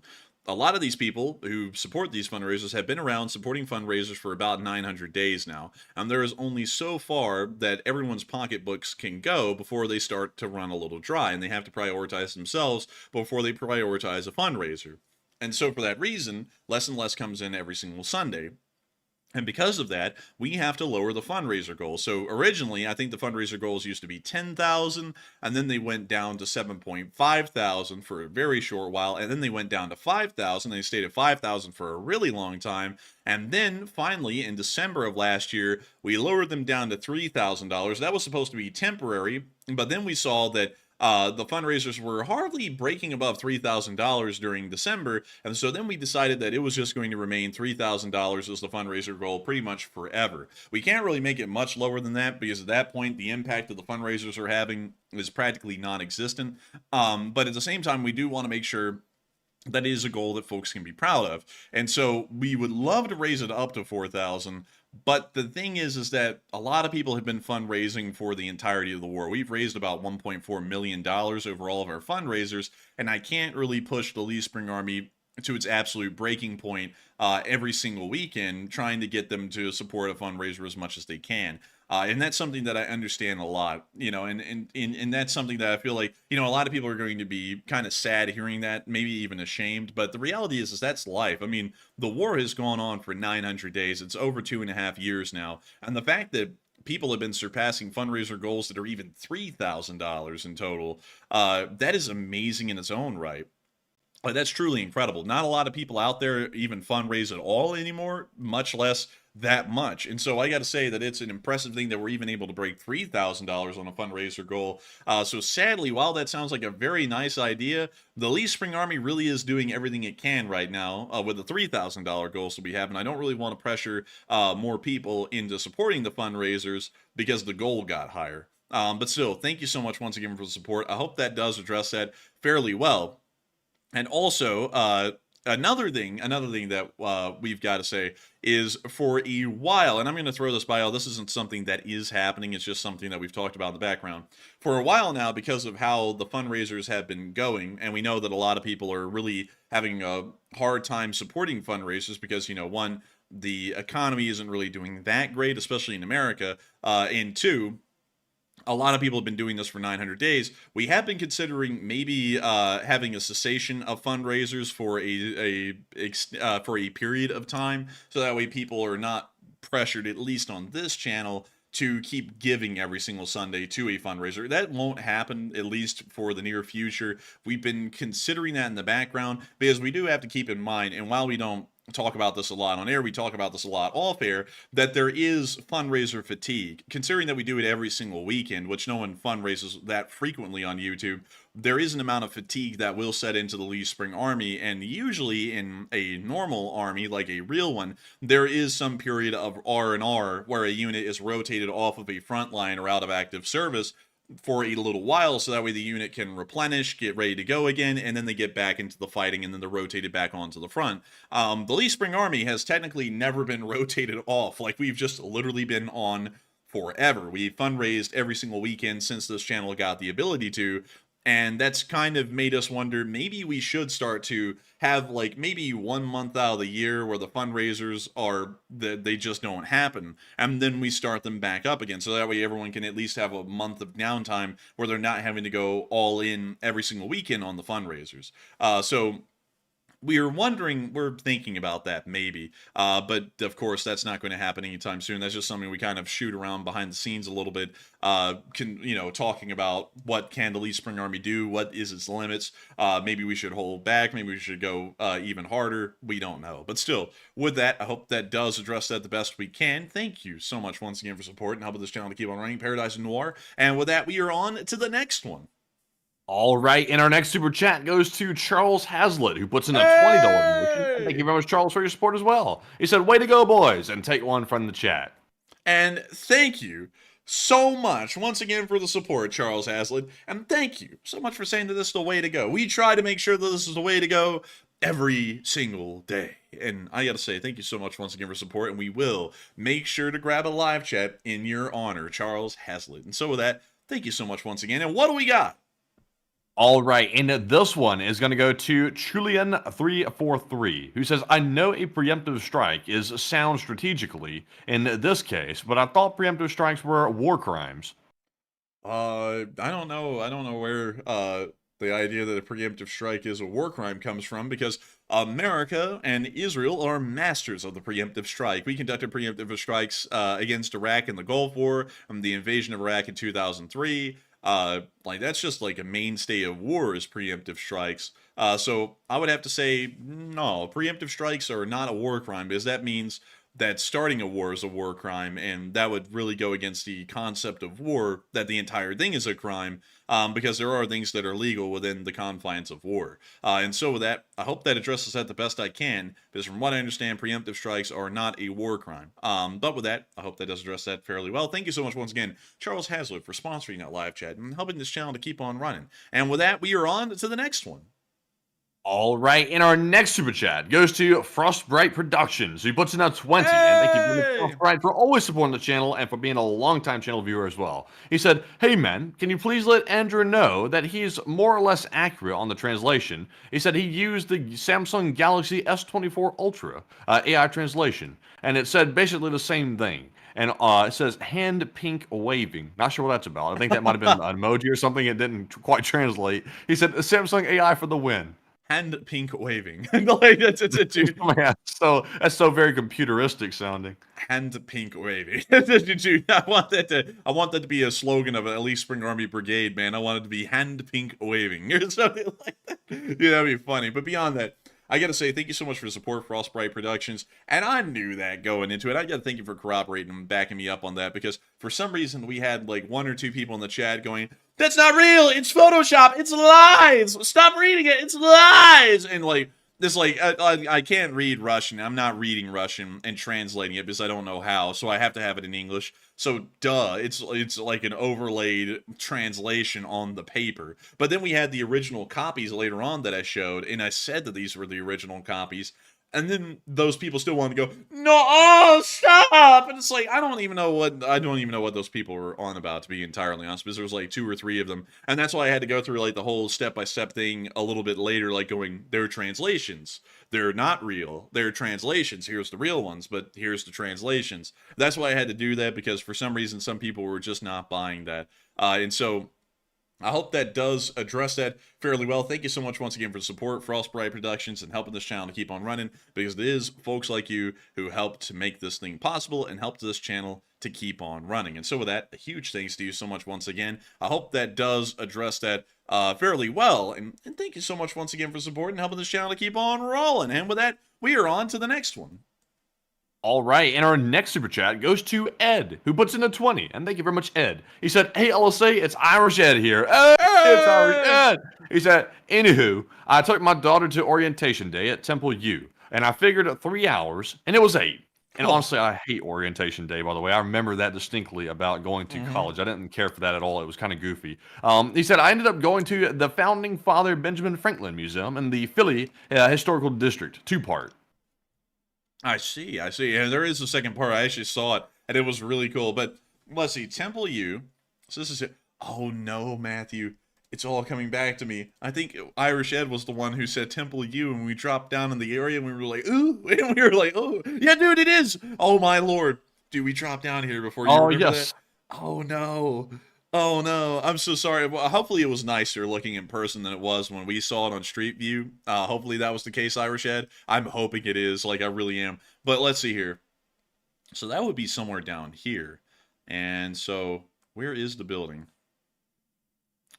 Where is the building? Like, I'm looking for it. I'm like, where? Oh, here we go. Here's Independence Hall. Right here. You know what's so weird about Independence Hall? If I drop y'all down on the street here, there's Independence Hall. Here's the building. And then it's just surrounded by giant modern office buildings. Like, they never tell you that in school. Like, that's always something that blew me away. Because they always made it look like Independence Hall was stuck in time. And, like, everything around it looked like it was from the 18th century. But no, the city moved on. Like, the city is modern all the way around the Independence Hall now. But they don't tell you that. And, like, I wish they would tell people that. Like, this is what it looks like now. So that we just knew for reference. But beyond that, that is really cool to hear that you went there today. Incredibly neat. And also, not only that, I hate orientations. I hate them with a passion. Do y'all know how long the law school orientation was? It was 5 days long. Y'all know how much we actually learned about the law school? Nothing. Like, we learned nothing about the actual law school. They took us to Montgomery, Alabama, to look at museums. Like, I don't even know how that had to do with our law school education. Like, it's like, I did not, like, going to law school, I didn't want to pay up front for a forced vacation that is unfun. Because I'm from Montgomery, Alabama. Matthew and me are from Montgomery. Like, that's where we were born and, like, grew up, at least in our early lives. And it's hell down there. Like, it's hot down there. There's shootings going on all the time. It's a terrible place. Like, it's like, I don't want to go here. This is not fun. And then we go there, and it's not fun, and it's hot. And then they want to bitch to people because it's freaking 100 degrees outside in the middle of the day, and it's some walking thing. Like, not to get into too much detail, but it's a walking thing. So everyone's hot as hell. Everyone's dying out there. So everyone gets back on the air-conditioned bus because it's hot as shit, and no one wants to burn to death. And so then the person from the law school comes on to our bus, man. Do you remember this? And went, I just want to say that I'm kind of disappointed because y'all didn't give the proper respect to what y'all were just at. The next one, y'all need to take longer out there. I'm like, woman, I'm paying to be here. I sat right there and kicked back in the chair and said, good story. I was like, good job. I'm like, good for you. Go right back out there. Shoo shoo. I was sitting there. I was like, I'm paying to be here for one, so I'll take as long or as short as I want in this place, this hellhole of a city. And two, it's hot as hell out there, and I'm not dying a heat stroke to pay respects to no one that's around. Like, no one's around rather than this group, and everyone's hot and dying in this group, so I'm not staying out there in the heat. So, like, take us, I don't know, like during the fall or something when it's colder, and then I can stand around outside, because I'm not standing around in 100-degree weather, in 100% humidity, just so that way we may not disrespect the person who's literally not there. It's like, I'm sorry, but that's not how it works. And also, it's like we weren't children exactly. It's like we're in law school as adults, and also us mixed in as well, paying like big money to go to law school and stuff like that. It's like, who is this lady to like to get on there and talk to people like she was like above or superior or something like that? It's like, lady, who the hell do you think you are? It's like, get the hell off this bus. That was just a drop in the bucket of the stupid superiority complex that everyone had at that law school in every single position. Like half of the professors, some of the professors were cool. I'll say that. I don't know if they're still watching, but some of them were cool. But half of the professors were like that. The entire actual law school staff was like that. You know, it was so stupid. Like the staff of that law school were so out of it. I mean, like some Marie Antoinette levels of dissociation that when I had to leave the class all day, like I told you all about a while ago because of the hot dog man and everything and his people, and I was at the police station at this university filing a police report all day, I finally got back to one of the classes at the end of the day. By the way, I just want to let you know all the classes that I missed during that time while I'm trying to deal with something that could actually possibly threaten our lives if the SWAT team had acted on the false information they were getting. Those absences weren't excused. I just want to let y'all know that they didn't excuse the absences while I was out trying to make sure that Matthew and me wouldn't get shot in the middle of the day in the law school by a SWAT team. None of those absences were excused when I missed all those classes. So I show back up, sit down. Someone said, "Hey, where have you been all day?" I said, "Oh, I've been over at the police station over at the other side of the university. I've been filing a police report all day because of these crazy people online trying to say some crazy crap like I was going to come in here and start shooting up the place. And so I had to go make a police report on it." And so they went, "Oh, okay." And so the next day, I want you to know what happened. I get an urgent email that night I need to see you tomorrow from the assistant dean or whatever. And I'm like, oh, wait a minute, has something happened with the crazy hot dog man people? So I was like, sure, I can meet you first thing tomorrow morning. So I show up tomorrow morning, I go into their office, I sit down, and they go, hey, who in the world did you tell yesterday about that whole thing? And like got all assertive with me. I was like one person, like they asked me where I was, so I told them where I was. Yeah, you're gonna have to stop doing that because you're gonna start panicking people around here, and if you do anything like that anymore, we might have to take further action against that. So it's like, so y'all are hardly going to do a damn thing against the people who are threatening my life, but me talking about people threatening my life and Matthew's life, y'all are gonna take action against us. I was like, that is stupid. That was one of the points where I was like, I'm done with the law school. I'm done with the whole legal profession of people here at this law school because they seem to not have a damn cell left in their brains. And at that point, I was entirely done with the law school. That actually, at that point, that was so aggravating and stupid to me. I think I made a point to say something like, oh, so wait a minute, you're not going to do anything to the people who are saying the stuff about us. You're not going to follow through on that, but you're going to follow through on doing something to me if I tell people about what's happening. And she was like, well, I mean, we can't really do anything, but if you keep on going around and striking fear into the students, it's like striking fear. It's like, think about the fear I'm in right now, knowing that I'm the one who's the target of this thing. It was stupid. It really was stupid. And I remember telling Matthew about that, and that was about the time I was like, I don't think this law school needs any more of my money. And if I really had the time and really wanted to take the good effort, I would pretty much go on a campaign against people going to that law school because the entire experience was stupid. It felt like you were getting like shaken down for your money the entire time because the amount of money you paid in tuition to go there was not worth at all what you were getting out of it. It was a complete waste of time. Man, law school sucked. Like the school itself sucked, and also to be honest with you, like the students they had in there, like just their attitude sucked in general. Like that was like the only environment I could literally not relate to a single soul was in law school. In college, talked to all kinds of people in college, had friends in the political science department, stuff like that. Going to law school, couldn't relate to a soul. I don't even know what was up with those people there. It was like putting a bunch of narcissists in the room with each other, and then putting very high-minded professors in the room that were very arrogant and had a superiority complex. It's like, this is like the worst environment. Also, the law school looked like shit, if I'm being honest. It was like from the 1950s, and it had never been updated, and they get like millions in tuition a year. It was terrible. And remember that stupid crap about we have finally gotten to the point we're going to reupholster the old ass chairs at the bottom of the library. It's like, wait a minute, it's like y'all are like we crunched the numbers one day and we found out that law school at a minimum is making about $7 to $8 million profit. Like, minus all the expenses and everything, it's about profit of $8 to $7 million annually. And they had to act like it was a monumental shift that they finally reupholstered like 8 chairs at the bottom of a library. It's like, you've got to be joking with me right now. And then you go around the rest of the university, which is hardly making them any money compared to the law school, like in terms of the amount of expense input versus the amount of profit. This hardly making them the margins that the law school is making. And then every other part of that university, Matthew, was like the most modern and advanced looking university there was. It even gave UAB a run for its money.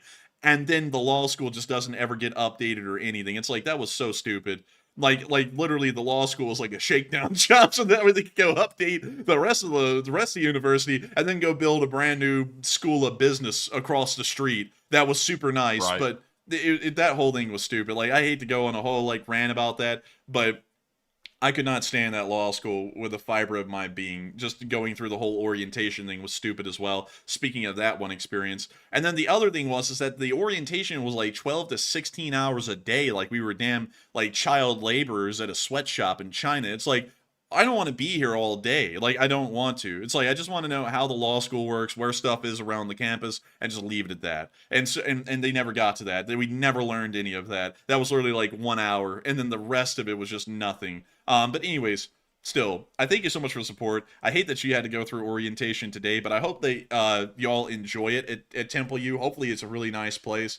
And thank you so much once again for the support and helping this channel to keep on running. And I'm so sorry. I'm going to have to apologize, actually, for going on that massive rabbit hole right there about our experience with law school and orientation and everything in between. But every time I talk about that, I just get so aggravated and infuriated with how much of a waste of time that really all was, and then ultimately how much of a waste of money that was as well, to waste time. But with that, I hope that does address that fairly well, at least in my opinion. And with that, we are on to the next one. All right, and our next super chat is going to go to Snow White, who's also a well-known channel legend and puts in a $50 donation. And thank you very much, Snow White, as well. They said, thank you, Enforcers, and thank you. They said that today was a good day. And my question is, why am I not able to add one American flag emoji? What? And that's a good question. Why are you not able to add that? That's interesting. I did not know that. I didn't know that either, Snow White, and I don't know why. I think that may be a thing with YouTube, but that's weird. Like, I don't know why in the world that would be the case. Because it's not something we're doing, because we're a pro-Western channel, so we want American flags, British flags, we want any Western country's flag in this chat. That's really weird that you can't add an American flag emoji, though. I'm going to try and investigate that. We're going to conduct an internal investigation and try and get to the bottom of this. That means we're going to probably email YouTube and get a very roundabout response that won't help us out at all. But we'll try and look into that and figure out why that's the case. But still, thank you so much once again for the support, Snow White. And it's good to hear that your day was good today. Our day was pretty good too. We just kind of sat around all day waiting for something to happen, really. Like, that's the honest answer. And I also went out and got us some food, and it was good food. And man, I'm telling you, man, that was actually some really good food. That was straight up bussin', I'm not gonna lie. That was good. Man, it was good. Bussin'. But beyond that, our day was pretty good too. So it's nice to hear. We both had good days. And so with that, thank you so much once again for support, Snow White. I don't know why you couldn't add an American flag emoji to it, because now everyone's putting American flags on every other flag in the live chat, but apparently it can't be attached to a super chat, which is really, really dumb. But I guess that's YouTube sometimes. But still, thank you so much once again for support. I hope that does address that at least the best we can. And look, they even had the flag of England, Matthew. They had the flag of someone put in the flag of Wales really quickly. I want to see if they actually have a flag for every single kingdom, if they want to call it that, in the UK. That would be crazy if they did, because they don't do that for like anyone else, do they? Like, you can't get a flag of Bavaria, I would bet, in the emojis. I wonder if you can. Hang on, let me put that in. Search emotes Bavaria. Okay, yeah, they don't have Bavaria. Do they have Germany? Huh, so I don't get flag emojis at all. They're just like, to hell with you. Like, you're not getting none of that. So let me know if y'all can. That would be kind of interesting to know if y'all can. But with that, I hope that does address that the best I can. Thank you so much once again for support, Snow White. And with that, we are on to the next one. All right, and the next one goes to Andy L yet again, who puts in a 20 this time. Thank you very much, Andy, once again for the third support of the night. He said, 2 people meet you with M16s when you get off the plane. Going to be a long day, and I've been there numerous times. Oh, dang. Well, I hate to hear that you've been there numerous times. But if 2 people meet you getting off a plane with some M16s, you know that's got to be a rough corner of the world right there, no doubt. But still, thank you for the support, Andy L, and sharing that. And you know, I've never been anywhere where it's been incredibly dangerous. Well, except for where we live. Like, that's a fairly dangerous place. But I've never been anywhere outside of the place I live, which is a fairly dangerous place, where it's been more dangerous than where I've come from. Like, to be honest, we feel really safe. Where? The backside of Cozumel. Oh, yeah, but dude, they didn't mess with us because they knew we were going to be the enforcers in the future, so we just drove straight through cartel land down here, and they didn't touch us. Man, they were too shocked. They were too shocked. They couldn't believe that somebody was driving through their land like that, and they were just like, what the hell? It's like, well, anyway, just let that go. It must be one of our own or something. Like, no tourists would be this stupid to drive through our cartel territory. Man, I'm telling you what, man, that was really dumb, though, thinking back on that, like, in hindsight. Like, what kind of a stupid idea, you know whose idea this was, Matthew, to get a Jeep and then just drive out of a Mexican town and then into the wilderness out there. It's like, you know, like, the cartel activity during that time was pretty high, like, everywhere in Mexico. It's like, that was like taking our life into our own hands doing that. They could have gone anyway. That was pretty dumb. And then I fell in that rock out there and got cut, which wasn't any fun either. Man, that shocked Matthew to the core. What is this? That's the lab. Dude, that's the sludge pit where they harness the sludge. But I don't know. I think that might be the landfill. I think it might be, because those look like they may be like dump trucks or something. So maybe a landfill. What else is around here, man? They got that natural blowhole. Dude. Bro.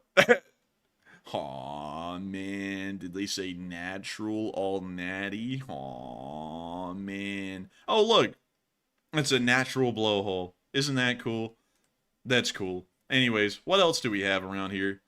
We got this other cutout in the forest where there's just like nothing. Then we got the Rasta bar. Hey, what do we got down here? Some meat. Bro, I don't know if I'd eat that, man. That, for some reason, doesn't really look that appealing, to be honest. I don't like it. It looks like a little too fishy or something. Like, I have a little bit more meat and a little less, junk. A little less head. Like, can I have less head? What the hell? Well, let's see, man. What else do we have around this island? There's a decent amount of restaurants down there in Cartel Land. What do we have up here? What is the Conche Park? All right. We got some going on here. Oh, wait a minute. Is that? Wait a minute. I think this is that ancient game. I forgot what it is, but they play with a rubber ball, I think, in this pit. But that's pretty interesting. Does it end in death or something? Say what? Does it end in death or something? No, it just ends in a lot of people getting hurt and like broken bones and stuff historically. But that's kind of like every sport in their infancy was like broken bones and getting like maimed and everything. But what else do they have around here? They got some pretty interesting resorts. They got a little aerodrome here with aeroplanes. They're all really small. Like, they're not really big airplanes. They got set on the runway. But what else do we have? Playa Corona. Well, what else do we have? The Money Bar Beach Club. We've got to take a look at this place. Dude, the Money Bar Beach Club. Dude, this looks like it's made of money. Hey! All right, shake him down. It's actually pretty nice looking. It really is nice looking, but... Oh, wait a minute. Okay, maybe that part isn't that nice, that wall right there. But, you can't have everything. But scooter parking. Dude, that man's leaning forward like he's in a tournament, man. Like he's on the Isle of Man TT on that sign. But, yeah, interesting. But what else do we have in Cozumel? We have, oh, here's the cruise ship docks right here. The Carnival... what is this one? Another Carnival ship.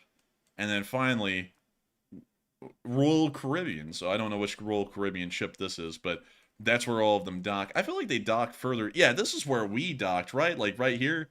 It was like right at the city. Maybe. I can't really remember. I can't really remember either. I can't really remember what the city looked like. Let's drop down there. Now I remember what the city looked like. I remember driving through this, but yeah, it was all right. But yeah, we drove through Cartel Land. That's probably the most dangerous place that we drove through. But beyond that, we haven't really gone anywhere dangerous. Like Britain was wildly safe, like unbelievably safe feeling compared to where we are, because like nothing happens over there. Like, people from Britain are gonna be like, you get stabbed and have acid thrown on you. Like compared to where we are, which that already happens, and then you got the chance of getting shot or mugged or something. Like, it was really nothing. Like, even the most dangerous places of Britain seemed pretty safe, like, at least by our perspective. So that was kind of cool. But anyways, with that, I hope that does address that fairly well. Andy L, thank you so much once again for your support and helping this channel to keep on running. And with that, we are on to the next one. All right, and our next super chat goes to LSA Rocks, who throws in a $50 donation. Thank you very much, LSA Rocks, for that very generous support. He said, "I'm sorry, lurking watching my news, baby." Hey, and I gotta thank you so much for the support, baby. And I gotta thank you so much once again for being here tonight. It's okay to be a lacka. It's okay to be an American lacka. And if y'all know where that's from, please don't say it in the chat, but y'all know where it's from. But beyond that, I gotta say, it's perfectly okay to be a lacka. But I thank you for being here with us tonight, LSA Rocks, and supporting the channel and helping it to keep on rolling. And so with that, thank you so much once again for the support. I hope that does address that well, at least the best I can. And with that, we are on to the next one. But you enjoy being a lacka, LSA Rocks. You enjoy it. And so with that, what do we got, Matthew, for the next one? So this one is going to go to Adam McLean, who puts in a $20 donation. And thank you very much, Adam, for that support as well. He said, "I might miss a night here and there, but I'm with you 100%. Hey, and I gotta thank you for the support, Adam McLean, and helping this channel to keep on running. And it's okay to miss a night here or there. You don't even have to. It's not even miss a night, because you don't even have to support the channel. It's absolutely free to watch. Which is crazy. I mean, it really is crazy when I have a whoa, Jack, whoa, it's getting past your bedtime, Jack. With the King's speech. But beyond that, I'd have to say, it's very rare for a channel like ours to exist and do quite well usually everyone has some kind of a subscription service for news like this, or they really try and like shake you down like with the channel membership stuff. We don't do any of that here, and we also don't expect anyone to have to support the channel either. It's just a pleasant surprise, and that's why we always thank everyone so much for it when they do. But still, thank you so much for being with us 100%, Adam McLean, and helping this channel to keep on running, because it is folks like you who help to make this channel possible. And so a massive thanks to you once again. And with that, we are on to the next one. And up next, huge shout out to Plant Lord, who put in a $10 donation, and huge shout out to David Dornblaser, who puts in a 10 as well. And thank you very much, Plant Lord, and also David for that support, but no comments to address. But we do appreciate the support of our work and helping to keep the channel running. And we also have a super chat from Fred Mathewson, who puts in a 10. And says, Marine Corps does not have a brigade, and 2,500 Marines would be an MEU, a Marine Expeditionary Unit. And I thank you for the support, Fred Mathewson. And you are correct. It is a Marine Expeditionary Unit. But the reason why I say that it's almost a brigade, or I say that it is a brigade, is because it gets a little bit difficult to get into the doctrinal level of different forces. Like, for example, the Israelis actually don't have brigades. They have corps, but then their corps are brigade-sized, which is the very confusing thing about Israeli military doctrine, or at least Israeli army doctrine. And so for that reason, I end up simplifying it and just calling them brigades, because it's a lot easier for people to follow. Because we went through every single difference. There were a lot of them, because with the U.S. Army, they have brigade combat teams, which are a little bit different than your standard brigade, and they're augmented a little bit to be a little bit more self-sufficient, and also to be a lot more modular in a modern battlefield environment. But to call them BCTs, we get kind of a little confusing. So then I try and simplify it down to call them brigades.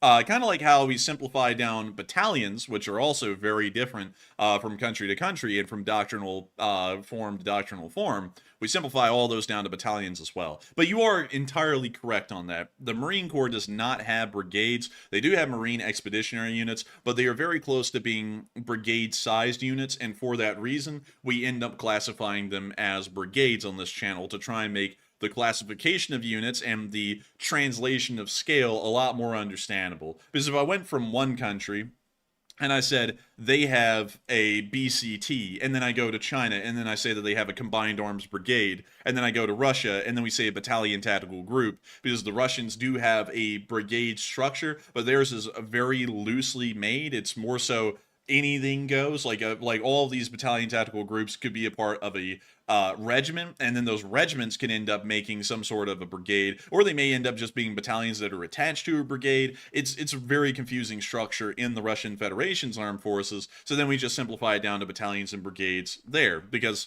like I'm saying, well, like I'm trying to say, getting into the specific names in different doctrinal forms would be a very difficult thing to follow for some people who may not know that, and that may be a lot of our viewers. And I don't, because it took a lot of our viewers a decent amount of time, a huge credit to them, to learn at all what a brigade, what a battalion is, because those are usually the basic elements that we talk about on this channel, are the battalions and the brigades, because a battalion is usually the most basic fighting form on the battlefield, at least on a strategic level. And then you get down to the companies and all that kind of stuff, but that gets a little bit more complicated. But we'd say battalions, brigades, and armies. And so we try and make everything fall within the battalion, brigade, and army scales, although it is an MEU, which is a Marine Expeditionary Unit. And so with that, thank you so much once again for support. I hope that does address that why we do that, though, because I don't want you to think that it's raw ignorance on my end, because it is an MEU, but we just don't want to get things a little too complicated to where people may not be able to follow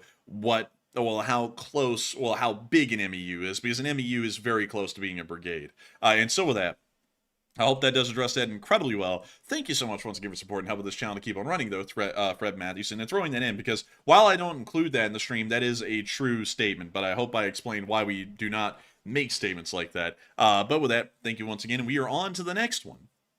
All right, and the next one here is going to go to Duncan VR, who puts in a $12 donation. And thank you very much, Duncan, for the support. He said, Bamuba, Wojak, meow. And the Pimp Allen, he said, oh man, I'm damn sick of that hot dog, man. That hot dog stand, that is. And woof, Allen said he wants to sit on that stand and squat it. And meow, bring on Pimp Marmot. Bah, woof, quack. I heard a request. Bring in a marmot strike. Call him in today. We want a marmot strike now because it's what we need. We're gonna have it, and here it is. Here you go. Otto, bitches.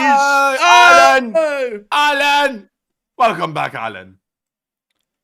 Oh, I forgot. I can't really zoom in like I would on a Wikipedia page. I'm just like, it's like, dude, no, we can't do that here. But it is the freaking pimp marmot.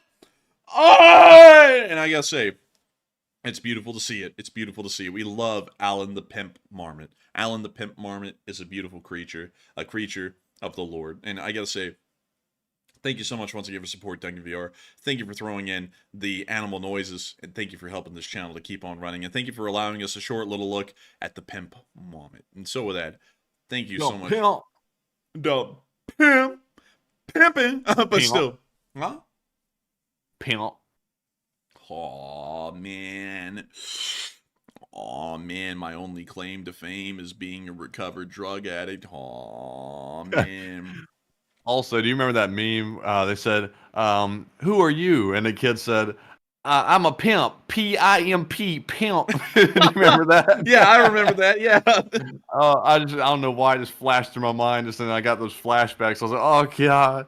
Oh, God. Oh, man. I mean, I think we went to school with a kid like that, actually, by the way. Like, speaking of that, like, I distinctly remember one kid, he went to the Marines, and he talked just like that. And he had the same type of energy and attitude and stuff like that. You know who I'm talking about. I know who you're talking about. Man, are they the one that we both follow? And they're like, man, I love the Corps. Yeah, it's that one. Oh, dude, they made the Marine Corps their life. Like, they love the Marines. Like, but at the same time, the reason why I'm laughing at that, because some people are going, what, the Marines are something to love. Yes, it is. But we have seen both sides of the coin. Because, Matthew, you remember that very, very emotionally unstable girl that was in the JROTC that took it way too seriously and wanted to join the Marines, and then got triggered because apparently I was given the flag or something for the... No, it was someone else who was given the flag to carry for the Marine Corps in some parade or something, and then they got all butthurt because it wasn't them, because they were the Marines. And then they joined the Marines, and they hated it. Like, they publicly hated on it while they were in. They got out. I think they were, like, discharged early somehow, and they got out, and they just, like, hate on the Marines. Like, I knew that was going to, I knew that was going to happen before they even joined, because I was like, they seem emotionally unstable to the point that they want this, but they really don't want it. You know what I mean? Like, they're going to get in there and they're going to hate it. I remember I said Semper Fi around her at one point. And at this point, I think I was the battalion commander at this point. So I was like a lieutenant colonel. It was like uniform day. So we were all wearing our uniforms and stuff. And I said something about Semper Fi. She started going on a tirade, like tangent, like going off the rails, like about me saying that. And I said, girl, you're not even in the Marines yet. Like, what are you talking about? Like, why are you going so crazy? It's like, you act like you're a Marine. It's like, you're just a recruit right now. You're not actually in the Marines. It's like, chill out. Oh. And then I had to pull rank on her, too. I was like, also, I'm Lieutenant Colonel. I'm actually in charge right now. She wanted demotion, and that shut her up. She didn't say anything else. Man, I'm telling you something, man. The JROTC was kind of a joke. I hate to say it. Like I think about it, I'm like, man, that whole thing was like a comedy skit, man. You could have made like a reality TV show off of that. It's like, I don't even know what it was supposed to be, because I don't even feel like we did like anything specifically JROTC in it. And also no one really treated it seriously either. You know, it was like, no, man, I was in charge of the damn thing, nearly coming to blows with people. You remember when I almost came to blows with that other kid that was like one rank below me or something like that? We were like almost about to fight back there in the back staff room because he was running his mouth. Oh my Lord, man. Goodness. That was a whole thing, man. But also at the same time though, like, our options were either that or get into band and then have them sit, like, our band was so stupid. They wanted to run it like a football team. So they were like, listen, if your granddad dies and there's a band practice the day he's getting buried, you better be at band practice or you're getting kicked out. Like, they were a band like that was really stupid. Like, to the point they didn't have any human reason, so you didn't want to be in the band. And then the robotics team, like, people were getting smacked in the head with 2x4s back there and breaking their noses, so you didn't want to be in robotics. And then let's see, the football team. Our football team was actually baller when we were going to that high school. They actually made it to like state championships. But at the same time, people were also getting full sent like every game, and they were like getting hospitalized and stuff. And most of them ended up getting kicked off of the football team because they weren't able to play football anymore. So then I was like, okay, so I want to be paralyzed from the neck down by being in the football team. Do I want to no life it in the band? Or do I want to be in the JROTC? Well, or do I want to be in the robotics team and get my nose broken by a 2x4? Or do I want to be in the JROTC and wear like a uniform every once in a while and they'd have to deal with people who either treat this completely as a joke or take this way too seriously? And then I was like, I'll go with that because that seems like it's not the worst option out of all of them. So that was what both of us did. Matthew did it for all 4 years of high school. I only did it for 3. And then the last year, I ended up being a Leica. Like, I just would show up to school. And, man, I got that early release thing, like, every day. So I'd show up from, like, 8 to 12 and then leave. Yeah, that was pretty good. I used to go to the JRTC room, like, during the last year, like, the senior year when there wasn't much going on. For some reason, it's like the program kind of died, like, during the 4th year. I don't know what happened during that one. Everyone just sort of, like, lost interest, including the instructors somewhat. So I just used to go in there, like, go hang out in the, like, staff room the whole time, like, during several periods of classes and stuff like that. I'll just go in there and just hang out. Because I'm like, hell, I've made A's in the stuff and already aced the electives I'm taking, so I'll just go hang out in the JRTC room. And I did, like, during the last year. It was actually pretty nice. Yeah, it was like, hanging out in the JROTC room wasn't that bad. I remember, dude, even in my 4th year, like, with the early release thing, if there was any free time, I'd just go in there and hang out with people I knew. I'd be like, hey, what's up, y'all? But, man, like, by that year, because you graduated in the 4th year, so by the time I was in the 4th year of my high school, that was the 5th year of our JROTC that Matthew and me had been in. And by that point, literally there was no structure. Like, there was nothing. Like, you just showed up in that room and you kind of sat around for about maybe an hour and then left. So there was nothing going on. But at that point in my senior year, I was like, I'm not really here to do anything. I'm just here to get through, like, do my time like I'm in prison and then just get out. So I don't really care if anything's going on or nothing is going on. I'm just wandering around just trying to find a place to hang out. And so that's our 2 cents on the high school experience. Like, that's our 2 cents on that whole thing. But with that, we are on to the next one. All right, and the next one goes to Lazarus7049, who puts in a $10 donation and says, thank you for the hard work. And thank you so much for enjoying the hard work. And thank you for the support and helping this channel to keep on running, Lazarus. Because if it wasn't for folks like you, we wouldn't be able to make this thing possible. And so with that, thank you once again, and we're on to the next one. And the next one goes to Off Grid with Scott, who puts in a 10. And thank you very much, Scott. He said, I'm waiting on Matt to confirm, but I'm hearing mumbles through Russian feeds that Putin is cutting off Z propaganda and allowing a puppet to criticize the war in preparation for an out and a step down. And I will say, Scott, I have definitely not heard that. I hadn't even heard rumors of that. So I'd be curious to know what the source is of that, because I really doubt that would ever happen. Putin is not going anywhere, in my opinion. He's going to stay there until the end of his days because he is the new dictator of Russia. So I don't think he's ever going to step down, and definitely not right now. But Enforcer, what say you? I would have to say I haven't heard that either as well. Off-grid with Scott. Sadly, I haven't heard that. That would be nice if it's true, but we don't have any confirmation for that at the moment. So we're going to be trying to look into that story a little bit more and see if we can ever find anything to validify it. And if we can't, we'll have to assume that the story is most likely untrue. But with that, I thank you for the support and asking a pretty interesting question, though, because that would be really cool if that was true. And with that, we are on to the next one. Thank you so much once again. Yes, indeed. And also, good night to Purple Gerbil, by the way, heading to the good night. And good night to you. And our next one here goes to Laser Beams, who puts in a 10 and says, let's get those F-16s in the sky. Let's go. And let's go. And thank you so much for the support. Laser Beams, and thank you so much for wanting to see those F-16s in the sky. The F-16s are in the sky, and they're flying high. And I gotta say, thank you so much once again for support. I hope that does address that well, and thank you once again for helping this channel to keep on running, so that way we can see those F-16s keep on flying. And so with that, we are on to the next one. And this one goes to Teslans, who puts in a 10 and says, gets some ammo for the APOC, LOL. Hey, thank you for the support, Teslans. And if I'm going to get any ammo, it's going to be either 5.56 by 45 or 5.45 by 39. We have an AK-74. Y'all seen it on video before. But with that, thank you so much once again for support, Teslans. I hope that does address that well. And with that, we are on to the next one.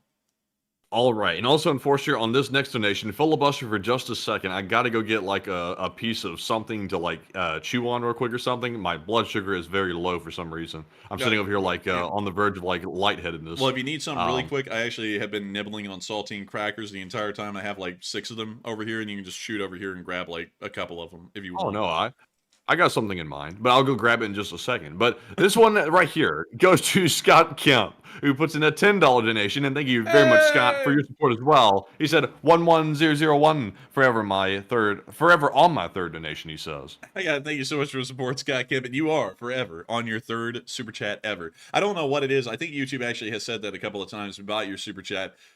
And it's really weird. I don't think YouTube actually counts the super chats correctly, because I've seen people who've super chatted before, and YouTube will say that it's their first one ever, and it's just simply not true, because they have thrown in some before. I don't know if that little counter is correct or not, but we usually work with it. But still, I gotta thank you so much once again for support, Scott Kemp, and helping this channel to keep on running. Because if it wasn't for folks like you who enjoyed this channel and supported it and helping to keep this thing on running, well, you wouldn't be able to see your 3rd super chat for the 3rd time in the history of this channel, and we wouldn't be able to keep this channel running. And also, Off Grid with Scott said, "Good night, guys. Time to make some dinner and crash. See you next feed, LSA." And good night to you, Off Grid with Scott. I hope you have a great night. Sleep well, and don't let the bad bugs bite. Don't let them bite. And also, let's see. Mick just said, just stepped outside for a minute, was able to see the SpaceX launch go by in OBX NC. Pretty cool view. I would love to see that, actually. I've always wanted to see, that's kind of like a vacation idea of mine, if I ever get to take a vacation, is to actually go to Boca Chica down in southern Texas and watch them launch a Starship. I would love to see that, because it's history in the making. Now, whether people like Elon Musk or not, some of the technological accomplishments of SpaceX is something to truly be marveled. The way the Falcon Heavy works, the way the Falcon 9 works as a whole, and the way that the Starship works, it is truly an amazing thing to see. That kind of technological innovation just has never been seen in human history before in terms of space flight, and I personally would love to see the launch of one of those Starships at some point in the future. And I think Boca Chica is down here somewhere. It's down on the Texan coast. It's like just a mile away. Here we go. Here's Boca Chica Beach. Chica. Oh, Boca Chica. And here's their launch site. Let's see. Oh, wait a minute. They have that little neighborhood here. They bought this neighborhood out, by the way, because it's like a little retirement home or a retirement village or something. They bought all the houses out. And then they set up the launch area somewhere down the way. I don't think it's right there. It's somewhere nearby. Wait a minute. Hang on. It's right here. Here we go. Here's the launch facility right here where they actually have like the launcher and everything. Really cool. So they have to actually take they have to take the booster, I believe, and also the actual Starship itself from Starbase down here, down the road, and over here to the coastline, and then they launch it here. So that way, if it splashes down over the sea instead of splashing down on a whole bunch of people below or onto the Boca Chica State Park, which is also another thing, is that the entire thing is built in a state park, which is kind of like a wildlife preservation area. But anyways, with that, I hope that does address that fairly well. And it sounds like Enforcer Matt is back, and so we can move on to the next one. But still, thank you so much once again for support. I hope that does address that well, and we are on to the next one. And this one goes to Corey Steegs, who puts in a 10. And thank you very much, Corey, for that support. He said, lucky number 13, he said. I really love the channel. And do you think that Turkey will actually attack Israel? And how would NATO deal with it? I don't think Turkey would ever attack Israel, and if they did, NATO would deal with Turkey as a belligerent in the conflict against their interests, because at that point, Turkey would pretty much be going rogue. And so I hope that does address that fairly well, at least in my opinion. And thank you so much once again for support to Corey Steegs and helping this channel to keep on running. And thank you so much for loving the channel. We love to hear it. And so with that, we are on to the next one. And this one goes to Ed once again, who puts in a 10. He says, Irish Ed here. He said, I saw Independence Hall. Ben Franklin, my hero. He said, while I was at Franklin Museum, many curators asked me about the LSA t-shirt, and I explained. So now the LSA is known, where the LSA or where the USA was born, in LSA. Hey, isn't that cool? That is really cool. Maybe you've gotten us some new subs. I was actually somewhere today. I forgot to mention this earlier when I went over what my day was. I actually sent off some of my guns to be cleaned. And I know a lot of people are going to be like cringing at that. They're like, you send off your guns to get cleaned. There was like 6 of them, and I didn't really have the time over like the past days to get them cleaned. So I was like, you know what, just send them off to someone and have them deep cleaned.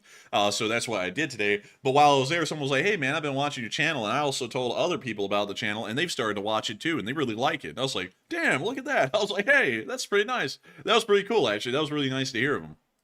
But beyond that, I got to thank you so much once again for the support and helping this channel to keep it running. Really cool to know that they know about the LSA in the Ben Franklin Museum now. So if I go up there, we might be spotted. They might be like, hey, that's the enforcer. And I'll be like, hey, you must be one of those people that I heard from Irish Ed. And so with that, thank you so much once again for support. I hope that does address that well. And thank you so much for repping the set with the LSA merch while y'all are in orientation at in Temple U. I almost forgot. I was about to say Temple E. I was like, that's not a university. That's an eleversity. But still, thank you once again. I hope that does address that incredibly well. We are on to the next one. All right, and this one goes to Ben Ite, who puts in a $10 donation and says, where are the modern warfare robot spiders with thermal? Soon. Patience. They're not here yet. The robot dogs are here. China loves them. But I don't know if the spiders are here yet. Might be about another 6-10 years or so, in my opinion. But still, thank you so much once again for the support and helping this channel to keep on running. I hope that does address that fairly well. And with that, we are on to the next one. And they said it got buried, and it didn't get buried. It's right here. What do we got, Matthew? So this one goes to Julian343, who puts in a 10, and says, with Putin using the Olympics as cover in the past, the new hospitals being established in Western Russian, and Russian sabotage on NATO territory, do you think it's safe to say that it's too late to stop World War III? I would have to say, that's a good question. I would say it's probably not too late to stop World War III. I had to think about that for a second. Sorry for taking a moment, but I would say it's probably not too late.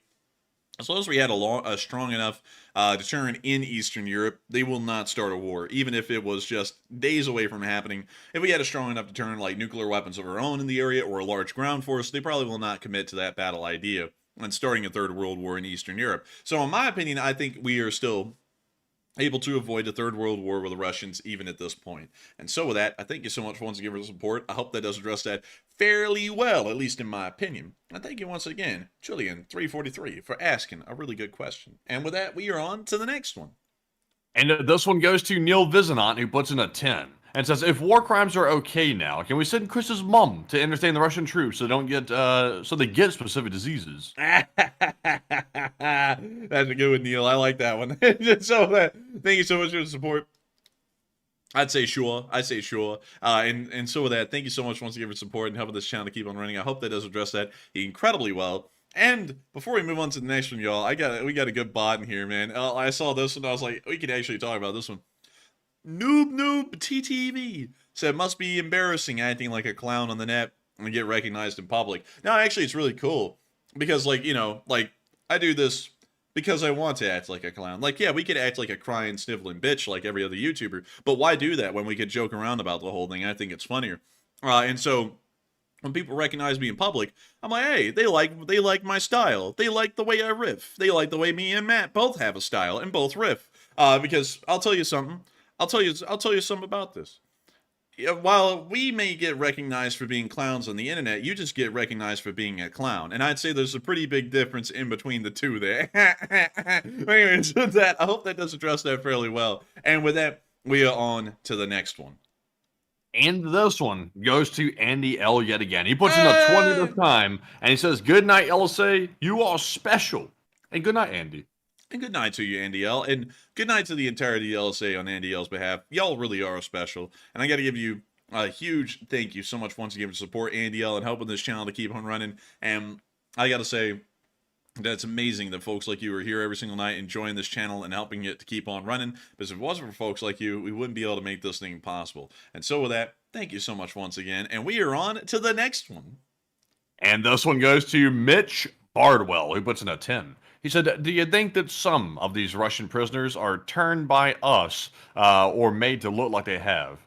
I think some of them are turned, but not really many of them because they're probably used to the kind of hell that they live in, so they'd rather get back to it. Kind of like how Matthew and me don't like we love Alabama, but at the same time, we kind of want to be elsewhere sometimes because of reasons with Alabama. Y'all know if y'all live here, everyone has that kind of a thing with their state. And then you go to other states, and then you're like, these people are savages. I want to live in Alabama. And then you go back to wanting to live in Alabama because you deal with people from other states, and they act just differently enough that you don't like it. And that's always so interesting with that. But I hope that does address that fairly well, at least in my opinion, with how the Russians probably behave. But still with that, thank you so much once again. I hope that does address that well. And with that, we are on to the next one. And this one goes to Snow White, who puts in another 10 and puts in the American flag emoji and says, testing. It worked. They put it in this time. The American flag emoji. It's beautiful. It's a great flag. Big flag made by Betsy Ross. That's right, Betsy. That's a good flag. A good America. Thank you very much. And Enforcer, what say you? I gotta say, one hell of a flag, a beautiful flag. We love the flag of the United States of America. It's a glorious flag. It flies above the land. Of course, the LSA flag flies just a little bit higher than the American flag because it represents the entirety of the Western Sphere, but just by a little. But still, I guess you gotta love that flag. It's a great flag. That flag, LSA. It's beautiful. It's gorgeous. It shines brilliantly along the skies. And I gotta say, thank you so much once again for the support and helping this channel to keep on running. And thank you once again for testing if you can put in a U.S. flag in a super chat, because you can and you will. And so with that, thank you so much once again. I hope that does address that well. And with that, we are on to the next one. And thank you so much once again. And this one goes to Just Cause It's Funny, who puts in a 5 and says, how many countries have you be at war for it to be called World War? America, muscle. Israel, muscle. Ukraine, muscle. God bless. Pray, pray. Tuned in from South Dakota. Muscle. And hey, I gotta say, thank you so much for 100, 100, 100. Yes, sir! 100, 100, laughing face, smiling face. But I gotta thank you so much for the support, helping this channel to keep on running, and not only that, being from the great state of South Dakota. One hell of a state. We wish we could have driven through it, but we didn't. Last minute. Matt, do you remember that? It was sad. It was time. I remember it like it was yesterday. It sure was a sad time in our lives, but I wish we could have gone to Deadwood. I've heard so much about Deadwood, and I wanted to see Deadwood, and we never got to see Deadwood because we got ran out of town. But it would have been cool to see this. But beyond that, to talk a little bit more about your specific statement and in your super chat, and I thank you greatly for it once again, I do have to say that I would have to say for the world to be at war, pretty much every country in the world would have to be in a state of war. So I wouldn't say it's a specific number. It's just it's a percentage of countries in the world or land mass, and then that would largely dictate if the world is at war or not. So if Europe, Asia, and the Americas are at war, the world is probably going to be considered at war at that point. And so with that, I hope that does address that fairly well. And thank you so much once again for support and helping this channel to keep on running. And with that, we are on to the next one.